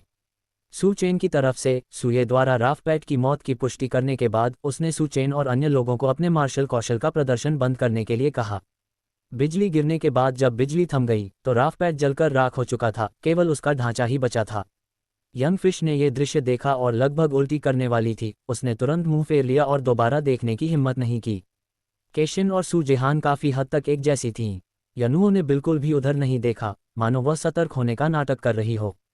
हालांकि यूटोन को इस दृश्य से जरा भी असहजता नहीं हुई और वह सुये और सू चेन के पीछे पीछे शव के सामने खड़ी हो गई। फिर वह नीचे बैठ गई, शव की गर्दन को छुआ और बोली, दादाजी, पिताजी, वह मर गया है। आप उससे कैसे निपटने की योजना बना रहे हैं? मैं एल्डयान को फोन करके उनसे किसी को इस मामले को संभालने के लिए भेजने को कहूंगा, सू चेन ने जवाब दिया। यूटोन ने कहा, पिताजी, कोई ज़रूरत नहीं है। मुझे शवों को संभालने का अनुभव है और यह एक उच्च स्तरीय ग्रैंड मास्टर का शव है जिसका अनुसंधान के लिहाज से काफ़ी महत्व है। पिताजी, दादाजी, इधर देखिए। ये कहते हुए यूटोन ने शव के बाएं हाथ की ओर इशारा किया। सू ये ने भौहें चढ़ाते हुए कहा, लगता है कुछ नया पनपने वाला है। सू चेन ने कहा, दाहिनी भुजा में भी यही है। क्या दोनों भुजाओं में कुछ नया उगेगा? 2 नई भुजाएं उगेंगी या 4 भुजाएं? जैसे जैसे वह बोलता गया, सू चेन और भी ज्यादा हैरान होता गया और लाश को ध्यान से देखने लगा। अगर शरीर पूरी तरह से जलकर राख ना हो गया होता तो इसे पहचानना वाकई मुश्किल होता, क्योंकि वे दोनों अतिरिक्त भुजाएं पहले ही बढ़ने लगी थीं। वे मुट्ठी के आकार की थीं लेकिन अभी तक शरीर से बाहर नहीं निकली थीं, इसलिए वे अभी भी मांस के अंदर ही थीं। मांस को पूरी तरह से जलाकर और हड्डियों को देखकर ही इस विवरण का पता लगाया जा सकता था। यूटोन ने गंभीरता से सिर हिलाया और कहा, हाँ, मैंने अपने शिक्षक से सुना है कि ग्रेट ईगल कंट्री जैविक जीन अनुसंधान कर रहा है और ग्रैंड मास्टर्स का एक बैच बड़े पैमाने पर तैयार करने की उम्मीद कर रहा है। इस बात की बहुत अधिक संभावना है कि यह उनका परीक्षण विषय है। हमें इसे वापस ले लेना चाहिए और इसे अच्छी तरह से संरक्षित करना चाहिए। यह एक बहुत ही महत्वपूर्ण शोध विषय है। यद्यपि हम अमानवीय जैविक अनुसंधान में संलग्न नहीं हैं, फिर भी हमें ये पता लगाना होगा कि वे ग्रैंड मास्टर्स का बड़े पैमाने पर उत्पादन कैसे करते हैं। स्वयं को और अपने शत्रु को जानकर ही हम हर लड़ाई जीत सकते हैं। सू चेन ने सिर हिलाते हुए कहा, हम, यूटोन सही कह रहा है। पिताजी, चलिए पहले इस शव को वापस ले चलते हैं। ठीक है, मैं एक बोरी ढूंढने जाता हूँ। सू ये बोरी ढूंढने के लिए गाड़ी की तरफ गया, लेकिन उसे कोई बोरी नहीं मिली। सौभाग्य से सड़क किनारे पास ही एक विक्रेता था जो एक छोटे से खून के पत्थर के बदले 3 बोरियां बेच रहा था। सू ये ने 3 खरीदे। वह उन्हें वापस ले आया और सू चेन और यूटोन ने मिलकर शव को थैले में पैक किया। क्योंकि शव बुरी तरह जल चुका था, इसलिए हिलने डुलने पर कुछ नाजुक हड्डियां टूट सकती थीं। किसी भी चीज के खोने से बचने के लिए यूटोन ने सूये से सभी हड्डियों को पहले बोरे में डालने को कहा। फिर उसने झाड़ू से उस जगह को साफ किया, ये सुनिश्चित करते हुए कि राख का एक भी कण न छूटे, और उसे दूसरे बोरे में डाल दिया। अंत में पूरी तरह से जांच करने के लिए उसने सू चेन से उस जगह की मिट्टी खुदवाई जहां शव पड़ा था। 30 सेंटीमीटर गहरी खुदाई करवाकर मिट्टी को तीसरे बोरे में डाल दिया। सचमुच बाल का एक भी रेशा या नाखून की धूल का एक भी कण नहीं छूटा। अध्याय 516 पत्नी, मैं तुम्हें संतुष्ट करूंगा टिल्ड। जब एली हिल्टन को पता चला कि राल्फ पेट सू चेन की हत्या करने में असफल रहा तो वह दंग रह गया। वह कैसे असफल हो सकता है? वीडियो देखने के बाद खासकर सुचेन को गुस्से में आकर राल्फ को अपनी कार से टक्कर मारते हुए और फिर भागते हुए राल्फ का पीछा करने के लिए कार पर कूदते हुए देखकर एली ने मेज पर मुक्का मारा। लगता है मैंने सुचेन को अभी भी कम आंका। वीडियो देखते हुए उसने सूये को आते देखा। वीडियो में सूये के चेहरे पर टीवी पर दिख रहे पीलेपन का कोई निशान नहीं था, वह एकदम क्रूर लग रहा था। वह जोश और ऊर्जा से भरपूर था। उसने सीधे राल्फ को रोका और उससे लड़ाई की। फिर सुचेन और उसके परिवार ने मिलकर राल्फ पर बिजली की गति से मार्शल आर्ट का प्रयोग किया। अंततः बिजली के झटके से राल्फ की लाश जलकर राख हो गई। उसकी मृत्यु हो गई। एली इतना क्रोधित हुआ कि उसने अपना फोन तोड़ दिया, फिर अचानक खड़ा हो गया और चिल्लाया, कोई है? बटलर ने आदरपूर्वक प्रवेश किया। राल्फ का शव ले आओ। उसके पास हमारे हिल्टन परिवार का एक रहस्य है और यह किसी बाहरी व्यक्ति के हाथ में नहीं पड़ना चाहिए।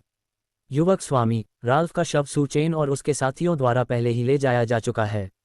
क्या सुचेन ने ले लिया? हाँ, उन्होंने उसे एक बोरी में डाला और ले गए। उन्होंने आसपास का इलाका भी साफ कर दिया, यहाँ तक कि 30 सेंटीमीटर गहरी खुदाई करके मिट्टी भी अपने साथ ले गए, बटलर ने सिर झुकाते हुए बताया। वे उसे कहाँ ले गए? लॉन्गजिंग विला समुदाय। जाओ, शव और वह मिट्टी भी मेरे पास वापस लाने के लिए आवेदन करो।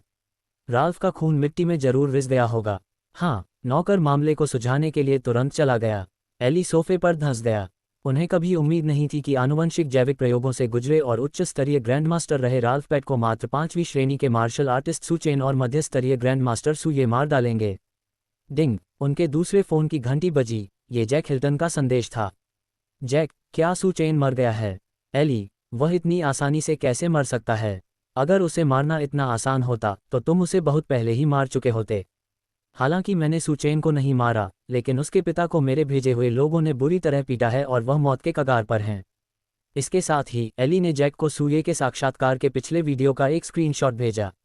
जैक, हाँ, जैक ने एली को एक दमदार वीडियो भी भेजा जिसमें सूये का पूरा परिवार राल्फ पर 9 लेयर थंडर ब्लेड फेंक रहा था। जैक, क्या आपको यकीन है कि सूये को आपके भेजे हुए लोगों ने पीट पीट कर मार डाला? मुझे लगता है कि वह काफ़ी ताकतवर था। आपका आदमी राल्फ पेट एक सम्मानित उच्च स्तरीय ग्रैंडमास्टर और वह भी एक संशोधित मानव सूये के हाथों मारा गया।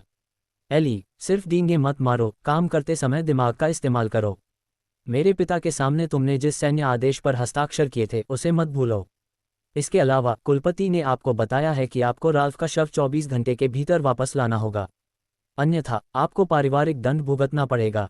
अपना ख्याल रखें। एली ने संदेश देखा और इतना क्रोधित हो गया कि उसने दूसरा फोन फेंक दिया और गाली देते हुए कहा, उसने खुद अपने पैर घायल कर लिए हैं, उसकी साधना का स्तर 5वें दर्जे तक गिर गया है और फिर भी उसे मुझे उपदेश देने की हिम्मत है।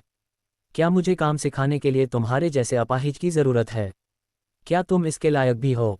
धत्तेरी की फक ... एली पूरे 10 मिनट तक कोसता रहा, फिर आखिरकार उसने दूसरे फोन का इस्तेमाल करके अपने पिता को फोन किया और उन्हें यहाँ की स्थिति समझाई। उन्होंने सुचेन और राल्फ के बीच हुई लड़ाई का वीडियो अपने पिता ओला हिल्टन को भी भेजा। वीडियो देखने के बाद ओला ने एली से गंभीरता से कहा, मुझे उम्मीद नहीं थी कि सुचेन इतनी जल्दी बड़ा हो जाएगा। पहले तो हम उस पर ध्यान ही नहीं देते थे, लेकिन अब एली टूर्नामेंट की व्यक्तिगत प्रतियोगिता से पहले तुम्हें उसे हराना होगा, नहीं तो चैंपियनशिप का खिताब किसी और के हाथ में जा सकता है। आप हमारे पास मौजूद लोगों के समूह का उपयोग कर सकते हैं, हिल्टन परिवार के लोगों का उपयोग अब और न करें, अन्यथा आप न केवल कुछ भी हासिल करने में असफल रहेंगे बल्कि आप अपने लिए मुसीबत भी खड़ी कर लेंगे। ठीक है पिताजी, एली हिल्टन ने अपनी उत्तेजना को दबाते हुए कहा। चूंकि सुचेन अपने पिता के लोगों का इस्तेमाल राज्य के बाहर से कर सकता था, इसलिए उसका पतन निश्चित था। फोन रखने के बाद उन्हें बटलर का फोन आया। युवा मालिक, सुचेन शव सौंपने को तैयार नहीं है। उनका कहना है कि यह युद्ध में लूटा गया उनका सामान है। अगर यह बात पहले की होती तो एली इसे सुनकर बहुत क्रोधित होता, लेकिन अब वह गुस्से में नहीं था। उसने बटलर से कहा, कोई बात नहीं, आपको इस मामले को संभालने की जरूरत नहीं है, मैं संभाल लूंगा। इतना कहकर एली ने फोन काट दिया। युद्ध की लूट, बहुत अच्छा, तो मैं तुम्हारे पूरे परिवार के शवों को युद्ध की लूट के रूप में ले लूंगा। योजक चिन्ह। सुचेन की ओर से एल्डयान ने तुरंत राल्फ के शव का अध्ययन करने के लिए जीव विज्ञान विशेषज्ञों का एक समूह भेजा, जबकि सुयुतोंग पास में रहकर अवलोकन और अध्ययन कर रही थी। सुचेन अपने परिवार को उस विशाल विला में वापस ले गया जिसे एल्डयान ने उसके लिए फिर से व्यवस्थित किया था। यह विला उस विला से अलग था जिसमें वह लोंगचेंग में रहता था। लोंगचेंग में वह एक आंगन वाले घर में रहता था, लेकिन यहाँ वह एक विला में रहता था। इसमें 2 भूमिगत मंजिलें और 2 भूमि के ऊपर की मंजिलें थीं, जो लोंगचेंग के आंगन वाले घर से भी बड़ी थीं। सभी प्रकार की सुविधाएं पूरी तरह से उपलब्ध थीं और यहाँ तक कि तहखाने में भी बुलेटप्रूफिंग और वाटरप्रूफिंग जैसे सुरक्षा उपाय किए गए थे। यदि कोई व्यक्ति भूमिगत मार्ग से यहाँ आने के लिए सुरंग खोदने की कोशिश करता है तो समुदाय की संपत्ति प्रबंधन निगरानी प्रणाली तुरंत पुलिस को सतर्क कर देगी, उस व्यक्ति का पता लगाएगी और उसे सीधे गिरफ्तार कर लेगी। सुरक्षा व्यवस्था वाकई उत्कृष्ट थी। क्योंकि यह लोंगचेंग नहीं बल्कि अनियंत्रित प्रांतीय क्षेत्र था, इसलिए ये सुरक्षा उपाय करना बिल्कुल आवश्यक था। राल्फ से निपटने के बाद लिनवानिक्सू अभी भी थोड़ी डरी हुई थी, खासकर जब उसने सू चेन के कार से कूदकर राल्फ की ओर दौड़ने के बारे में सोचा। दूसरों ने शायद सू चेन को एक दरिंदा समझा होगा, लेकिन उस क्षण यात्री सीट पर बैठी लिनवानिक्सू का दिल धड़क रहा था। वह अब भी पूरी तरह कांप रही थी। सू चेन ने यह देखा, उसका छोटा हाथ पकड़ा और उसे कमरे में सोफे पर बैठा दिया, फिर उसके लिए एक कप गर्म पानी डाला और उसे दे दिया। पत्नी, आज तुम चौंक गई थीं। पतिदेव, क्या आप अभी गाड़ी से बाहर भागते समय डरे हुए थे? नहीं। यद्यपि उस समय सिस्टम द्वारा पुरस्कृत अजेय वज्रकार बॉडी का उपयोग हो चुका था, फिर भी वह वास्तव में भयभीत नहीं था, क्योंकि उसके पास सिस्टम था। वह सम्राट सू चेन थे जो दुनिया में अजेय थे। वह सिर्फ एक उच्च स्तरीय ग्रैंड मास्टर था, उसे किसी चीज से डर नहीं लगता था। आटिल्डर, लिनवानिक्सू ने सू चेन की बांह को गले लगाया, उसकी आंखें पानी की तरह कोमल थीं। सू चेन अपनी पत्नी की चिंताओं को समझता था और बिल्ली को सहलाने की तरह उसके छोटे से सिर पर प्यार से थपथपाते हुए बोला, तुम्हारा पति तो जूनियर ग्रैंड मास्टर को भी मुक्का मार सकता है और मरे हुए मिड लेवल ग्रैंड मास्टर को भी लात मार सकता है। चिंता मत करो, मैं खुद को बिल्कुल भी खतरे में नहीं डालूंगा। सू चेन की बातें सुनकर लिनवानिक्सू को थोड़ी राहत महसूस हुई। पतिदेव, आइए दोहरी साधना तकनीक का अभ्यास जारी रखें। टिल्डर, वह अपनी शक्ति को और बढ़ाना चाहती थी। साथ ही पिछली बार समय की कमी और एल्डयान से मिलने की आवश्यकता के कारण वह और सू चेन केवल 1 घंटे के लिए ही खेल पाए थे। उसे लगा कि यह बिल्कुल भी पर्याप्त नहीं था। अब जब सब कुछ सुलझ गया था तो वे दोहरी साधना तकनीक का ठीक से अभ्यास कर सकते थे।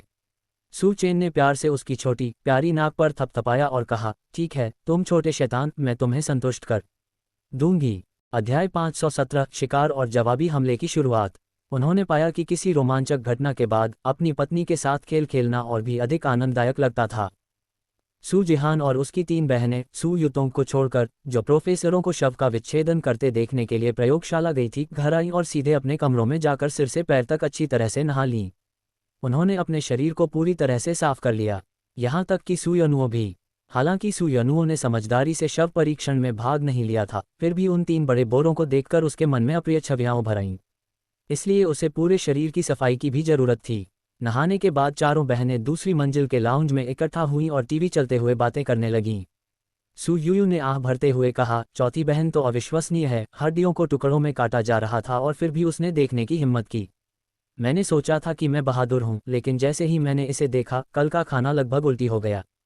सू यनुओ झट से खड़ी हो गई। मुझे अभी कुछ याद आया, वापस अपने कमरे में चलती हूँ। वह बिजली की गति से भाग निकली और उसने दरवाजा जोर से बंद कर दिया। फिर उसने अपने फ़ोन पर एक गाना पूरी आवाज़ में बजाना शुरू कर दिया। इस तरह उसे उनकी बातें सुनाई नहीं देंगी। सू ये, लिन काइवू, लू बियुन और जियो युक्सियू अपना सामान वापस पाने के लिए वांछी आवासीय क्षेत्र में लौट आए। उन्होंने पहले ही सारा सामान पैक कर लिया था, लेकिन लिनवानिक्सू की घात लगाकर किए जाने वाले हमले के बारे में घबराहट भरी आवाज़ ने उन्हें खाली हाथ भागने पर मजबूर कर दिया। अब जब संकट समाप्त हो गया था, वे अपना सामान लेने वापस आए। गाड़ी में सामान लोड हो जाने के बाद सुए गाड़ी चलाकर लोंगजिंग आवासीय क्षेत्र में स्थित सू चेन के विला की ओर चली गई। इंजन की आवाज़ सुनकर सू जिहान और उसकी बहनें खिड़की से बाहर झांकने लगीं। अपने दादाजी को देखकर उन्होंने शव के बारे में बातें करना छोड़ दिया और मदद के लिए नीचे दौड़ पड़ीं। सारा सामान उतारने के बाद सू ये ने शियाओ युक्सियू से कहा, पत्नी, आज रात मेरे लिए खाना मत बनाना, मुझे बाहर काम है। हिल्टन परिवार ने बार बार हत्यारों को भेजा था। ड्रैगन सिटी में उसे छिपकर रहना पड़ा था। अब ट्रानस्टी में बदला लेने का समय आ गया था। उसकी 9 हेवंस थंडर ब्लेड खून की प्यासी थी, उसे कोई नहीं रोक पाएगा। लिन काइवू ने सूये के इरादे को भांप लिया। अपना बैग लू बियुन को सौंपते हुए कहा, भाभी, मेरे एक दोस्त ने मुझे रात के खाने पर आमंत्रित किया है, मेरा हिस्सा छोड़ दीजिए, मैं बाहर जा रहा हूँ। शाओ युक्सियू जानती थी कि वे दोनों आदमी क्या करने वाले हैं। उसने सिर हिलाया। ठीक है, ये ट्रांसटी है, बाहर सुरक्षित रहना। रात के खाने के बाद वह खुद टहलने जाती थी। वह हिल्टन परिवार के ग्रैंड मास्टर पर घात लगाकर हमला नहीं कर सकी, लेकिन वह ब्याज के लिए 6ठी कक्षा के कुछ मोहरों और उससे नीचे के मोहरों को जरूर हासिल कर सकती थी। अन्यथा सू परिवार आसान शिकार की तरह दिखेगा। समझ गया। भाइयों ने सहमति जताई। लिन काइवू ने सूये से लिफ्ट मांगी। सू ये उसके साथ गाड़ी चलाकर चली गई। लू बियुन शियाओ युक्सियू के करीब झुककर फुसफुसाते हुए बोली, वे ऐसा नहीं करने वाले। उसने अपनी उंगली अपने गले पर फेर दी। शाओ युक्सियू ने सिर हिलाया। हम बच्चों को मत बताना। लू बियुन ने सिर हिलाया। भाभी, क्या हम आज रात खाने के बाद कुछ व्यायाम कर सकते हैं? उसकी आंखों ने संकेत दिया, बाहर जाओ और हिल्टन परिवार के लड़ाकों को छांटो। शाओ युक्सियू ने मुस्कुराते हुए जवाब दिया, चलो। एक साथ मुस्कुराते हुए उन्होंने सामान ढोना फिर से शुरू कर दिया। लॉन्गजिंग के बाहर सू ये ने पूछा कि लिन काइवू को कहाँ छोड़ना है। लिन काइवू हंसते हुए बोला, बड़े भाई, छिपने की कोई ज़रूरत नहीं, मैं दोस्तों के साथ शराब नहीं पी रहा हूँ, मैं हिल्टन्स को सबक सिखाने जा रहा हूँ। सू ये मुस्कुराए, तो हम साथ चलते हैं। पिछली सीट पर बैठे लिन काइवू ने अपनी तलवार को सहलाया, उनकी बूढ़ी आंखों में उत्साह झलक रहा था। हम कहाँ से शुरू करें, बड़े भाई? दक्षिणी जिला। हम अपना रास्ता बनाते हुए उत्तर की ओर बढ़ेंगे। सौदा। उस रात खाना खाने के बाद जियाओ युक्सियू और लू बियुन ने लाउंज खाली किया, थकान का बहाना बनाया, अपने कमरों में चले गए और खाने के बाद की कसरत शुरू कर दी। हर दुश्मन के मारे जाने का मतलब था एक कम खतरा। सू चेन अपनी पत्नी और बेटियों के साथ लाउंज में टीवी के सामने बैठकर बातें कर रहे थे। उसके फोन की घंटी बजी, म्यूजिकिंग का वीडियो कॉल था। उसने उत्तर दिया। स्क्रीन पर बिग ट्रेजर और लिटिल ट्रेजर कैमरे के सामने आने के लिए धक्का मुक्की करते नजर आने लगे। प्यारा, बड़े खजाने, छोटे खजाने, पापा आ गए हैं, भीड़ लगाने की जरूरत नहीं, मैं तुम दोनों को देख सकता हूँ। अपने बच्चों को देखकर सुचेन का दिल पिघल गया, उसकी मुस्कान और भी प्यारी हो गई। पापा, पापा, छोटे बच्चे चीखने लगे, पापा आ गए हैं। क्योंकि म्यूजिकिंग को काम करना पड़ता था, इसलिए जुड़वां बच्चे उसके साथ रहते थे और सास ससुर उनकी मदद करते थे। सिर्फ आधा दिन का फासला था और उसे पहले से ही अपनी पत्नी जिकिंग और बच्चों की याद आ रही थी। जिकिंग, शिविर में सुरक्षित रहना, उसने उसे याद दिलाया। जिकिंग ने फ़ोन अपने चेहरे के पास उठाया। बच्चे तब तक विरोध करते रहे जब तक उसने उन्हें अपने पास नहीं सटा लिया। तीनों बच्चे सुचेन को घूर रहे थे, मुस्कुराते हुए। मैं सावधान रहूंगा, भाई सुचेन। मुझे आज दोपहर ही ट्रानस्टी में हुए हमले के बारे में पता चला, क्या आप सब ठीक हैं? हालांकि उसने पूरा फुटेज देख लिया था, फिर भी वह चिंतित थी। जैसे ही फ़ोन खत्म हुआ, उसने उसे फ़ोन किया। सू चेन ने कैमरा लिन वानिक्सू और 5 बहनों की ओर घुमाया। सू युतोंग वापस आ गई थी। लिन वानिक्सू और लड़कियों ने स्क्रीन पर म्यूजिकिंग का अभिवादन किया। बातूनी सू यूयू ने चाहते हुए कहा, मौसी मू, हम ठीक हैं। हमने आज पीछा करने वालों को मारने में मदद की ही। मैंने 9 हेवंस थंडर ब्लेड फेंका और उस पीछा करने वाले को जलाकर राख कर दिया, पक्का मर गया। राहत महसूस करते हुए म्यूजिकिंग ने उनकी प्रशंसा की और कहा, तुम पांचों बहनें बहुत बहादुर हो, दिन ब दिन और मजबूत होती जा रही हो। यही, मौसी मू, हमने तो यूनिफॉर्म भी बना ली हैं। जब पापा प्रतियोगिता में हिस्सा लेंगे तो क्या आप बिग ट्रेजर और लिटिल ट्रेजर को देखने के लिए लाएंगी? हमने पीछे सूसू का लोगो भी सिल दिया है, हमारे ब्रांड का मुफ्त विज्ञापन। हम जरूर आएंगे, कल आपसे मिलेंगे, म्यूजिकिंग ने वादा किया। वे ड्रैगन सिटी और ट्रांसटी के बीच में थे। 10,000 सैनिकों के साथ वे कूच कर रहे थे और उनके कल दोपहर तक पहुंचने का अनुमान था। सूजिहान ने कैमरे के सामने वर्दी दिखाते हुए कहा, मू आंटी, देखिए पीछे हमारा सूसू पैच लगा है। जब हम इन्हें पहनेंगे तो हम चलते फिरते विज्ञापन बोर्ड बन जाएंगे। हम खूब सारा पैसा कमाने वाले हैं। पैसा शब्द सुनते ही उस छोटे लालची बच्चे की आंखें सोने के सिक्कों की तरह चमक उठीं। अध्याय 518, 12 काले वस्त्रधारी ग्रैंड मास्टर। एक तरफ सू चेन और उसका परिवार म्यूजिकिंग, बिग ट्रेजर और लिटिल ट्रेजर के साथ गर्मजोशी और खुशी से बातचीत कर रहे थे। दूसरी तरफ सू ये और लिन काइवू ने चुपचाप हिल्टन परिवार के कुछ गुंडों को मार डाला था।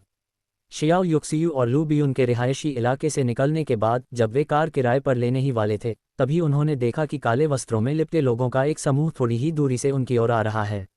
उनमें से प्रत्येक ग्रैंडमास्टर स्तर पर था, हालांकि वे अपने विशिष्ट साधना स्तरों को नहीं देख सकते थे। हालांकि वे जानते थे कि वे सभी ग्रैंडमास्टर थे और कुल मिलाकर 12 थे।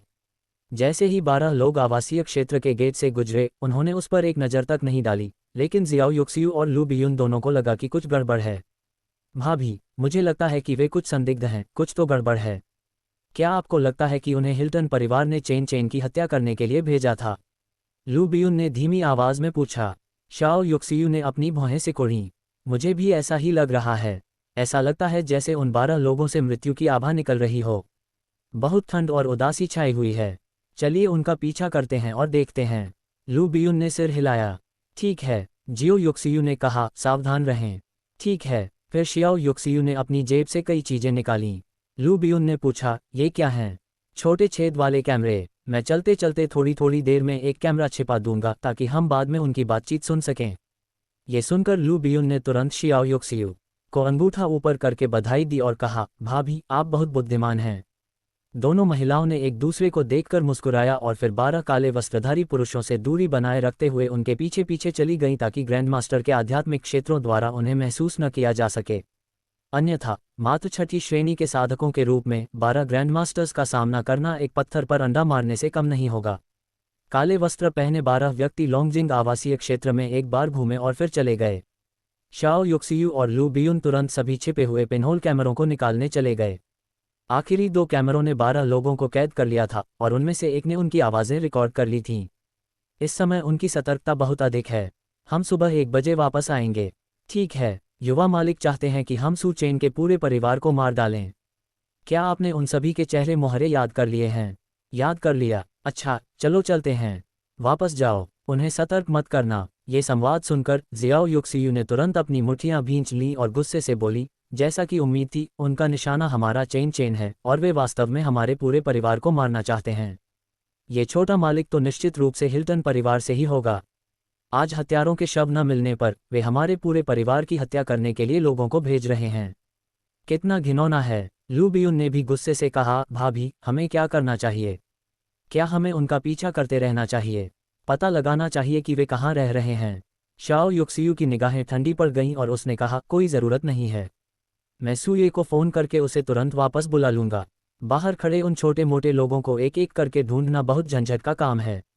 यहाँ 12 हिल्टन फैमिली ग्रैंड मास्टर मौजूद हैं। हम उनके आने का इंतज़ार करेंगे और यह सुनिश्चित करेंगे कि वे कभी वापस न लौटें। इसके अलावा ये लोग काफ़ी अनोखे हैं। मुझे यकीन है कि यूटोन को ऐसे शरीरों पर शोध करना बहुत पसंद आएगा। अच्छा, लू बियुन ने सिर हिलाया। लेकिन हमें और सहायक ढूंढने होंगे ताकि यह सुनिश्चित हो सके कि उन 12 का सफाया हो जाए। हम 12 काले वस्त्रधारी ग्रैंडमास्टर्स द्वारा टोही कार्य समाप्त करने और चले जाने के बाद जियाओ योक्सियू ने सूये को बुलाया। पहले तो किसी ने जवाब नहीं दिया, इसलिए जियाओ योक्सियू ने दोबारा फ़ोन नहीं किया। उसे पता था कि सूये व्यस्त होगा, इसीलिए उसने फ़ोन नहीं उठाया। 5 मिनट बाद सूये ने दोबारा फ़ोन किया। शहद, क्या आपने खाना खा लिया है? रात का खाना मैंने अभी अभी खाया है। शाओ योक्सियू जानती थी कि सूये हत्या करने में इतना व्यस्त था कि वह खाना भी भूल गया होगा। उसने कहा, क्या तुम लिन काइवू के साथ हो? हम साथ नहीं हैं। ठीक है, उसके साथ वापस आओ। यहाँ बड़ा धमाका होने वाला है। ये सुनकर सूये समझ गया कि उसकी पत्नी को पता चल गया है कि वह और लिन काइवू क्या कर रहे हैं। उसने हल्की सी खांसी की और फिर, जैसे कि वह भूल गया हो, पूछा, कितनी बड़ी मछलियां हैं? 12। कहाँ? मैं अभी आ रहा हूँ। अपनी पत्नी के मुसीबत में होने की आशंका से सूये ने तुरंत अपना खून से सना हुआ चाकू एक तरफ रख दिया और कार में बैठ गया। उन्होंने अभी अभी हमारे रिहायशी इलाके के बाहर रेकी पूरी की और चले गए। वे सुबह 1 बजे हमारे पूरे परिवार को मारने आ रहे हैं। विस्मयादिबोधक चिन्ह, विस्मयादिबोधक चिन्ह। हनी, क्या तुम लोग ठीक हो? हम ठीक हैं। वे रिहायशी इलाके में नहीं घुसे। हालांकि मैं बाहर था, लेकिन मैंने समझदारी दिखाई और उन्हें मुझे देखने नहीं दिया। आज रात हम बड़ी मछली पकाकर खाएंगे। ठीक है, काइवू और मैं अभी वापस आते हैं। गेट पर मिलते हैं। ठीक है। सूये ने फ़ोन रखने के बाद कार से बाहर निकलकर लिन काइवू की ओर देखा, जो अभी भी हिल्टन परिवार के एक नौसिखिया ग्रैंडमास्टर के साथ उत्साहपूर्वक द्वंद्व युद्ध कर रहा था। उसने चिल्लाकर कहा, भाई लिन, तुम्हारी भाभी हमें मछली खाने के लिए वापस बुला रही हैं। मिल गया। ग्रैंडमास्टर लिन, जो विभिन्न मार्शल तकनीकों का परीक्षण करने के लिए चूहे बिल्ली का खेल खेल रहे थे, उन्होंने चूहे से खेलना बंद कर दिया और अपना अंतिम दांव खेला। महज कुछ ही मुकाबलों में उन्होंने बिगिनर ग्रैंडमास्टर को बुरी तरह हरा दिया। यद्यपि उसने अभी अभी नवोदित ग्रैंडमास्टर स्तर में प्रवेश किया था, उसने अपने शरीर को परिष्कृत करने के लिए मज्जा शुद्धिकरण फल का सेवन किया था और झांग दाओलिंग के शरीर को मजबूत करने वाले 5 पृष्ठों के स्वर्ण शास्त्र की पहली परत को सफलतापूर्वक प्राप्त कर लिया था। नवोदित ग्रैंडमास्टर स्तर में वह अजेय था। वह अपने स्तर से ऊपर के इंटरमीडिएट ग्रैंडमास्टर्स को भी चुनौती दे सकता था। बस रास्ते में ऐसा हुआ कि जिन भी इंटरमीडिएट ग्रैंडमास्टर्स से उनका सामना हुआ, उन सभी को सबसे पहले सूये ने ही हराया था। उसे शेष बचे बिगिनर ग्रैंडमास्टर्स को मारने का काम सौंपा गया था। उसने उन्हें बड़े संतोष के साथ मार डाला। किसी नौसिखिया ग्रैंडमास्टर को अपने हाथों से हराने का अनुभव वाकई ताजगी भरा था। उन्हें लगा कि अगली बार वे एक इंटरमीडिएट ग्रैंडमास्टर को चुनौती दे सकते हैं। हत्या करने के बाद लिन काइवू ने शव पर एक बाल्टी तेल डाला और उसे जलाने के लिए आग लगा दी। वह शव को पर्यावरण को प्रदूषित करने नहीं देगा। क्योंकि अगर किसी शव को संभाला न जाए तो उसे खुले में छोड़ देने से वह जीवाणुओं के पनपने का स्थान बन जाता है। जैसे जैसे वह सड़ता है और उसमें कीड़े पनपते हैं, उसका खून और तरल पदार्थ जमीन में रिसकर भूमिगत नदियों में बह सकते हैं, जिससे जल स्रोत दूषित हो जाते हैं और बीमारियां फैलती हैं। प्राचीन काल में बड़ी लड़ाइयों के बाद हमेशा महामारियां फैलती थीं और इसका एक सबसे बड़ा कारण शवों का उचित निपटान न कर पाना था। लिनकाइवु एक अच्छा नागरिक बनना चाहता था जो पर्यावरण की रक्षा करे। दोनों भाइयों द्वारा शव को जलाने का काम समाप्त करने और कार में बैठने के बाद लिनकाइवु ने उत्सुकता से पूछा, बड़े भाई, क्या हम आज रात के खाने के लिए वापस नहीं जा रहे थे? गाड़ी चलाते हुए सूर्य ने खौफनाक लहजे में कहा, हिल्टन परिवार के 12 ग्रैंडमास्टर हमारे रिहायशी इलाके के पास जासूसी कर रहे हैं। वे रात 1 बजे हमारे पूरे परिवार की हत्या करने आ रहे हैं। सूर्य और जियाओ युक्सियू के बीच एक मौन सहमति थी। बड़ी मछली से तात्पर्य ग्रैंडमास्टर से था। ये सुनकर लिनकाइवु तुरंत क्रोधित हो गया, उसकी आंखों में खून की प्यास झलकने लगी। अच्छा, हम शहर के दक्षिण से 2 घंटे से मार रहे हैं और हमें केवल 4 हिल्टन परिवार के ग्रैंडमास्टर मिले हैं। अब 12 हैं। ये सचमुच दावत है। हमें उन्हें घेर कर खत्म कर देना चाहिए। हिल्टन परिवार सचमुच पागल है। हमारे पूरे परिवार को मारने के लिए 12 ग्रैंडमास्टर भेज दिए। इस बार हमें यह सुनिश्चित करना होगा कि उनमें से कोई भी वापस न लौटे। मैं कुछ और दोस्तों को फ़ोन करूंगा। आज रात हम हिल्टन परिवार को बता देंगे कि हमारे परिवार से खिलवाड़ नहीं किया जा सकता। अध्याय 519:12। मैं 24 ग्रैंडमास्टर लाऊंगा। मैं तुम सबको पकौड़ी की तरह लपेट दूंगा। तुरंत ही लिनकाइवु ने अपना फ़ोन निकाला, वीचैट खोला और ग्रैंडमास्टर समूह से 5 ग्रैंडमास्टर मित्रों का चयन किया, जिनके साथ उन्होंने अपने 60वें जन्मदिन के भोज में भाग लेने के बाद सुखद बातचीत की थी। 3 बिगिनर ग्रैंडमास्टर और 2 इंटरमीडिएट ग्रैंडमास्टर। उन्हें पता था कि ये पांचों ग्रैंडमास्टर इस समय ट्रांजिट में हैं, क्योंकि उन सभी ने अपने अपने मोमेंट्स पर पोस्ट किया था और उसने उनकी पोस्ट को लाइक भी किया था। उन्होंने अपने 5 ग्रैंडमास्टर मित्रों को एक वीचैट समूह में शामिल कर लिया। लिनकाइवु, भाइयों, आज रात ग्रैंडमास्टर स्तर की लड़ाई है। क्या कोई आ रहा है? प्राथमिक ग्रैंडमास्टर, लूट का माल कैसे बांटा जाएगा? लोगों को मारना और खजाने लूटना, यह ऐसा काम था जिसे उस क्षेत्र के बाहर के 99.99% लोग करना पसंद करते थे।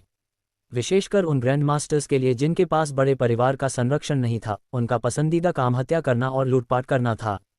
हालांकि जोखिम बहुत बड़ा था, लेकिन लाभ भी बहुत अधिक था। यदि वे अपने प्रतिद्वंदी को मार डालते तो प्रतिद्वंदी के पास जो कुछ भी होता वह सब उनका हो जाता। लिनकाइवु, हमें सिर्फ शरीर चाहिए, बाकी सब तुम्हारा है। तुम इसे आपस में बांट सकते हो। हालांकि वे दोस्त थे, लेकिन चूंकि इसमें जीवन, मृत्यु और धन का मामला शामिल था, इसलिए इस पर पहले से सहमति बनानी आवश्यक थी। इसके अलावा जितने अधिक लाभ मिलेंगे, ग्रैंडमास्टर उतना ही अधिक प्रयास करेंगे। प्राथमिक ग्रैंडमास्टर, मुझे भी शामिल करो। समय और स्थान तय करो। वेई ज़िचिंग, मुझे भी इस अच्छे मौके में शामिल कर लो। मैं इतना गरीब हूं कि होटल में ठहर भी नहीं सकता। क्योंकि यहाँ खाने के लिए मोटी मछलियाँ हैं, तो मैं आज रात जी भर के खाऊंगा और कोई मुझसे इसे छीन न ले। यान युएलोंग, हमारी तरफ कुल कितने ग्रैंडमास्टर होंगे? एक इंटरमीडिएट ग्रैंडमास्टर के रूप में यान युएलोंग अभी भी बहुत सतर्क थे। 12 ग्रैंडमास्टरों से मुकाबला करना लुभावना लग रहा था, लेकिन ये बहुत खतरनाक भी था। अगर उनकी जान चली जाती तो ये सब व्यर्थ होता। लिनकाइवु, मेरी तरफ मैं हूँ एक नौसिखिया ग्रैंडमास्टर और मेरे ससुर सूये हैं, जो एक मध्यवर्ती ग्रैंडमास्टर हैं। यान युएलोंग, छोटी लिन, तुमने बिगिनर ग्रैंडमास्टर का दर्जा हासिल कर लिया। मैंने तुम्हारे मोमेंट्स पर इतनी बड़ी उपलब्धि की पोस्ट क्यों नहीं देखी? कहीं तुम ग्रैंडमास्टर भोज में शामिल होने से चूक तो नहीं रही हो? लिनकाइवु, चिंता मत करो, मैं ग्रैंडमास्टर भोज की मेजबानी जरूर करूंगा। मोमेंट्स पर पोस्ट न करने की वजह यह है कि बिगिनर ग्रैंडमास्टर बनना मेरा अंतिम लक्ष्य नहीं है। मुझे लगता है कि मैं बहुत जल्द इंटरमीडिएट ग्रैंडमास्टर बन जाऊंगा। अपने दामाद के साथ रहकर आगे बढ़ना पानी पीने जितना आसान था। बिगिनर ग्रैंडमास्टर बनने के बाद वह फिलहाल अपनी उपलब्धियों का प्रदर्शन नहीं करना चाहता था। उसने योजना बनाई थी कि इंटरमीडिएट ग्रैंडमास्टर बनने के बाद ही वह खुलकर अपनी उपलब्धियों का प्रदर्शन करेगा। हा हा हा। लू शिनचैंग, मुझे भी शामिल कर लो। सूर्य अब हमारे ड्रैगन देश के ग्रैंडमास्टर हलकों में मशहूर हो गया है।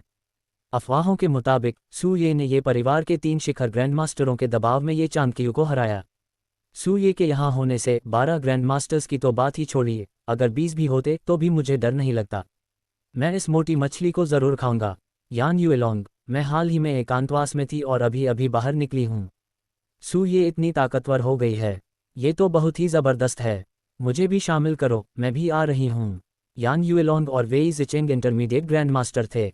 उन दोनों के बोलने के बाद शेष बिगिनर ग्रैंड मास्टर लू शिनचेंग और ली लुईशियांग दोनों ने कहा, हमें भी शामिल कर लीजिए। लिन काइवू, ठीक है, पता लोंगजिंग विला आवासीय क्षेत्र के प्रवेश द्वार पर है। समय 20 मिनट में है। ये कहते हुए लिन काइवू ने वीचैट ग्रुप में लोकेशन एड्रेस भेजा। उन पांचों ने संकेत दिया कि उन्हें ये प्राप्त हो गया था। 5 ग्रैंडमास्टर मित्रों से बात करने के बाद लिन काइवू ने ब्लैक मार्केट में जाकर ट्रांसटी में 17 इंटरमीडिएट ग्रैंडमास्टर्स की अस्थायी भर्ती का विज्ञापन दिया। भर्ती का समय आज रात से कल सुबह 8 बजे तक था। मिशन का विवरण, पहरेदारी, लड़ने की कोई आवश्यकता नहीं। इनाम 100 मध्यम श्रेणी के रक्त पत्थर। मौजूदा रक्त पत्थर की कीमतों के आधार पर 100 मध्यम श्रेणी के रक्त पत्थर 20 मिलियन ड्रैगन कंट्री युआन के बराबर हैं। पोस्ट भेजे जाने के तुरंत बाद लोगों ने उन्हें निजी संदेश भेजना शुरू कर दिया। आखिरकार ये तो बिना लड़ाई के सिर्फ पहरेदारी का काम था। रात के 9 बज चुके थे और 11 घंटे से भी कम समय में पहरेदारी का शुल्क 20 मिलियन हो गया। कुछ ऐसे इंटरमीडिएट ग्रैंड मास्टर्स के लिए जिनका पारिवारिक पृष्ठभूमि या प्रभाव बड़ा नहीं था, ये पैसा कमाना बहुत आसान था। लिन काइवू ने उनके ग्रैंड मास्टर प्रमाण पत्रों की जांच की और वीडियो के माध्यम से उनकी पहचान की पुष्टि की। अंततः दुनिया भर से 17 इंटरमीडिएट ग्रैंड मास्टर्स की पुष्टि की।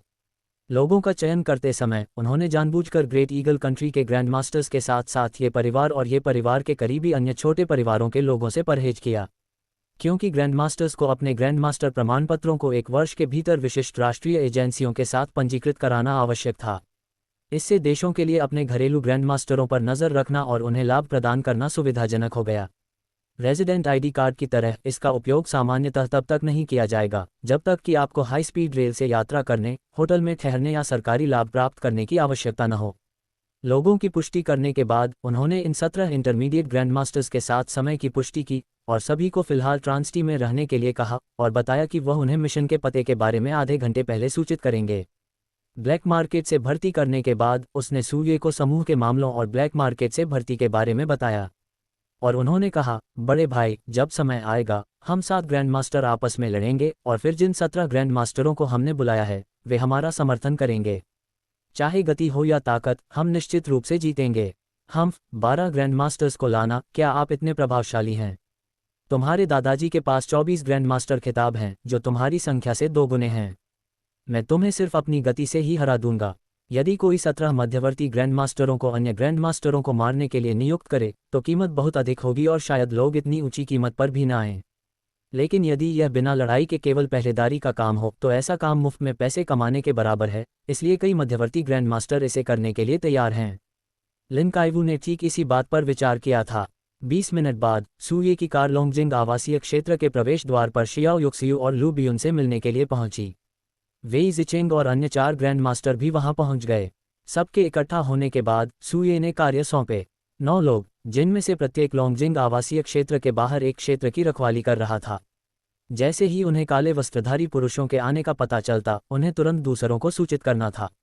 रात 11 बजे सू चेन ने नहाकर सोने की तैयारी की, लेकिन उसने पाया कि उसके पिता और ससुर अभी तक वापस नहीं लौटे थे। उनकी माँ और सास अपने कमरों में वापस चली गई थीं और फिर बाहर नहीं आईं। उसे लगा कि कुछ गड़बड़ है, तो वह अपनी माँ के दरवाजे पर दस्तक देने गया। खटखट। कई बार दरवाजा खटखटाने के बाद भी किसी ने जवाब नहीं दिया। आखिरी बार थोड़ा जोर से खटखटाया और दरवाजा खुल गया। माँ, सू चेन तुरंत अंदर नहीं गई। लिन वानिक्सू आए और सू चेन ने लिन वानिक्सू को अंदर जाकर देखने दिया। लिन वानिक्सू कमरे की जांच करते हुए माँ कहकर अंदर गई। कमरा एक सुइट था। उसने उसमें बने स्टडी रूम, बेडरूम और बाथरूम की जांच की, लेकिन उसे जियाओ युक्सियू कहीं नहीं दिखी। लिन वानिक्सू ने सू चेन से कहा, पतिदेव, माँ कमरे में नहीं हैं। सू चेन को कुछ सूझा और उसने लिन वानिक्सू से कहा, जाओ अपनी माँ का हालचाल पूछो। लिन वानिक्सू को भी कुछ सूझा। उसने सिर हिलाया और तुरंत अपनी माँ को फ़ोन करने के लिए अपने माता पिता के कमरे में चली गई। इसी तरह उसने दरवाज़ा खटखटाया लेकिन किसी ने जवाब नहीं दिया। दरवाज़ा खोलकर अंदर जाने पर लिन वानिक्सू ने अंदर तलाशा लेकिन उसे अपनी माँ वहाँ भी नहीं मिली। वह कमरे से बाहर आए और सू चेन की ओर सिर हिलाया। तब तक सभी बेटियां सोने के लिए अपने अपने कमरों में वापस जा चुकी थीं। सू चेन और लिन वानिक्सू बैठक कक्ष में आए और धीमी आवाज़ में इस मामले पर चर्चा करने लगे। पतिदेव, मैंने कमरे चेक कर लिए हैं। संघर्ष के कोई निशान नहीं हैं। खिड़कियां खुली थीं। माताएं अपनी मर्जी से बाहर गई होंगी। माता पिता दोनों बाहर गए हैं। क्या आपको लगता है कि वे हिल्टन परिवार से बदला लेने गए हैं? लिन वानिक्सू ने सावधानीपूर्वक विश्लेषण किया। क्योंकि अगर कोई और बात होती तो शियाओ युक्सियू और लू बियुन जाने से पहले उन्हें बता सकते थे। अपने कमरों में लौटने का बहाना बनाकर चुपचाप खिड़की से निकल जाने की कोई ज़रूरत नहीं थी।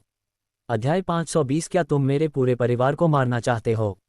पहले तुम्हें मार डालूंगा। 3 और सू चेन ने सिर हिलाकर कहा, शायद उन्होंने हमें इसलिए नहीं बताया क्योंकि उन्हें डर था कि हम चिंता करेंगे। मैं अपनी माँ को फ़ोन करके पूछूंगी कि क्या हो रहा है। लिन वानिक्सू ने सिर हिलाया। सू चेन ने जियो युक्सियू को बुलाया। ये तुरंत कनेक्ट हो गया। मम्मी, आप बाहर गई थीं। क्या ये खतरनाक है? नहीं, ये खतरनाक नहीं है। मैं तुम्हारे पापा और बाकी लोगों के साथ हूँ। हम बारबेक्यू कर रहे हैं। हम बाद में तुम्हारे लिए भी कुछ लेकर आएंगे। तुम मुख्य द्वार से बाहर क्यों नहीं गए? अगर हम आपको बताते कि हम बाहर खाना खाने जा रहे हैं तो हमें आपको भी साथ ले जाना पड़ेगा और फिर आपके साथ होने से हम बड़ों को असहज महसूस होगा। आप जानते ही हैं कि यह कैसा होता है। सू चेन समझ गया। जब वह छोटा था तो उसके माता पिता अक्सर डेट पर जाते थे और उसे घर पर होमवर्क करने के लिए छोड़ देते थे। ओह, ऐसा लग रहा था कि उन्हें कुछ अकेले समय बिताने का मौका मिलने वाला है। लेकिन फिर भी अगर वे वहां होते तो वयस्कों को उचित व्यवहार करना पड़ता, लेकिन अगर वे अपने साथियों के साथ होते तो वे काफ़ी अधिक आराम महसूस कर सकते थे। फिर भी उसे लग रहा था कि कुछ गड़बड़ है। हालांकि वह अपनी माँ की आवाज़ से समझ गया था कि उसकी तरफ सब ठीक है, इसलिए उसने कहा, ठीक है, बाहर खूब मजे करो।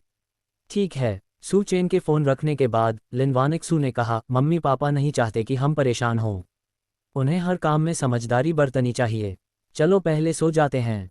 अपने फ़ोन का वॉल्यूम पूरा बढ़ा लो ताकि कोई कॉल आने पर हम तुरंत जाग सकें। ठीक है। सू चेन ने सिर हिलाया। योजक चिन्ह। सुबह के 1 बजे लू बियुन के अधिकार क्षेत्र में स्थित क्षेत्र में काले वस्त्र धारण किए हुए आकृतियां पाई गईं। 12 आकृतियां एक साथ वहां पहुंचीं। उसने तुरंत सू ये और अन्य लोगों को सूचित किया।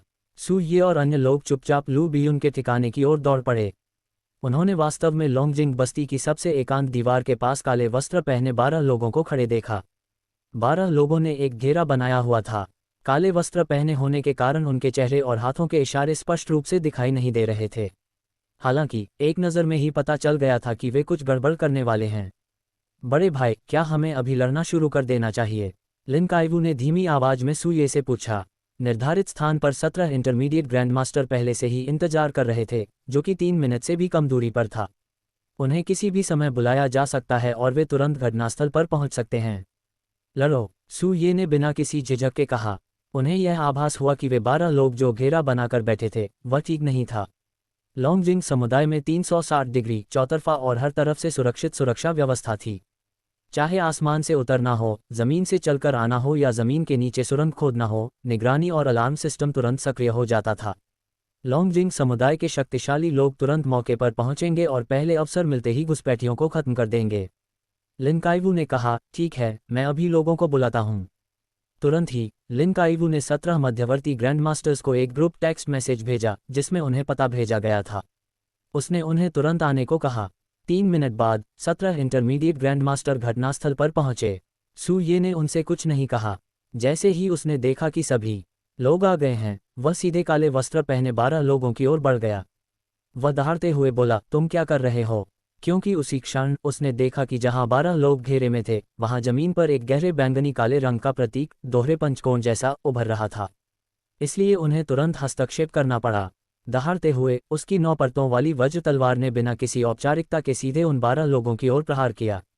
लिन काइवू ने तुरंत ग्रैंडमास्टर्स के एक समूह का नेतृत्व किया और सूये के पीछे पीछे आगे बढ़ गए। जियाओ युक्सियू और लू बियुन बिल्कुल अंत में उनके पीछे आए। सभी लोग जोश से भरे हुए एक स्वर में चिल्लाए, तुम लोग क्या कर रहे हो? आप क्या कर रहे हो? ... एक ही समय में 26 मार्शल आर्टिस्ट बोल रहे थे, जिनमें 2 छठी श्रेणी के मार्शल आर्टिस्ट और 24 ग्रैंड मास्टर शामिल थे। एक भी चीख भारी पड़ सकती थी। शुरू में जिन 17 इंटरमीडिएट ग्रैंड मास्टर्स को नियुक्त किया गया था उनमें वाक्य चिल्लाकर बोलने का विकल्प शामिल नहीं था। लिन काइवू को अचानक एक विचार आया और उन्होंने कहा कि प्रत्येक व्यक्ति द्वारा एक वाक्य बोलने पर वह 10 मिलियन अतिरिक्त देंगे। इस अतिरिक्त 10 मिलियन के साथ 17 ग्रैंड मास्टर निश्चित रूप से इसे यूं ही जाने नहीं देंगे। तुरंत ही प्रत्येक व्यक्ति ने एक वाक्य कहा और संरक्षक को यह महसूस कराने के लिए कि पैसा अच्छी तरह से खर्च किया गया है, उन्होंने अपनी ऊर्जा और रक्त की शक्ति को मध्यवर्ती ग्रैंडमास्टर्स की तरह मुक्त करते हुए पूरे जोश के साथ चिल्लाया। 24 ग्रैंडमास्टर्स का अचानक प्रकट होना, सभी ने अपनी ची और रक्त को मुक्त किया, जिससे 12 काले वस्त्रधारी ग्रैंडमास्टर्स वास्तव में चौंक गए। विशेषकर सूर्य द्वारा इस्तेमाल की गई बिजली जैसी तेज मार्शल स्किल, जिसने उन्हें शिलालेख को गिरना बंद करने और जवाबी हमला करने के लिए मजबूर कर दिया।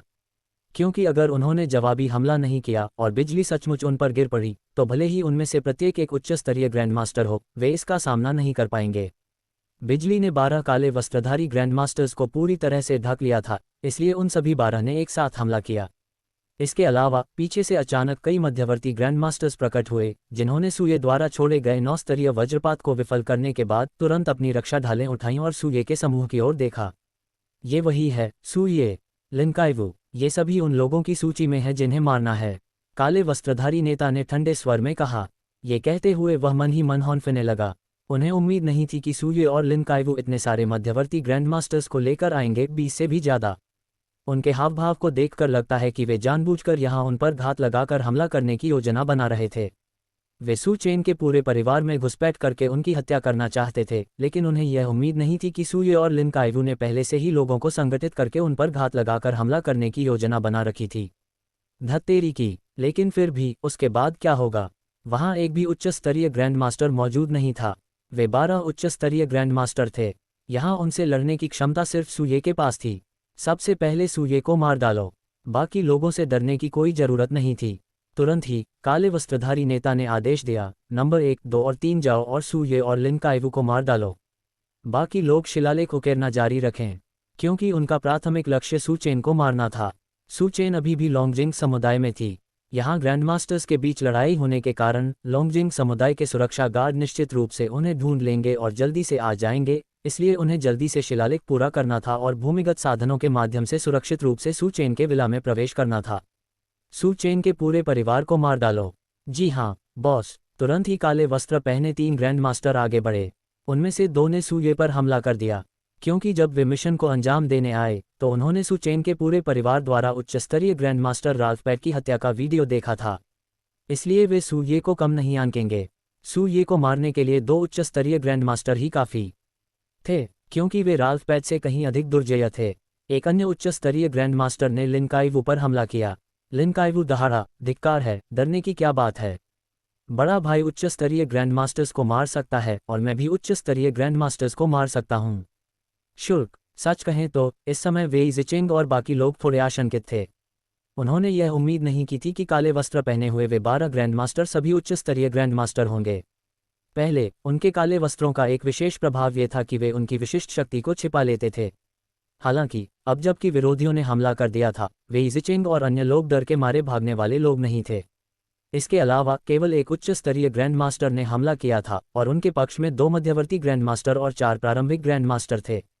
वे यह मानने को तैयार नहीं थे कि वे एक उच्च स्तरीय ग्रैंडमास्टर को नहीं मार सकते।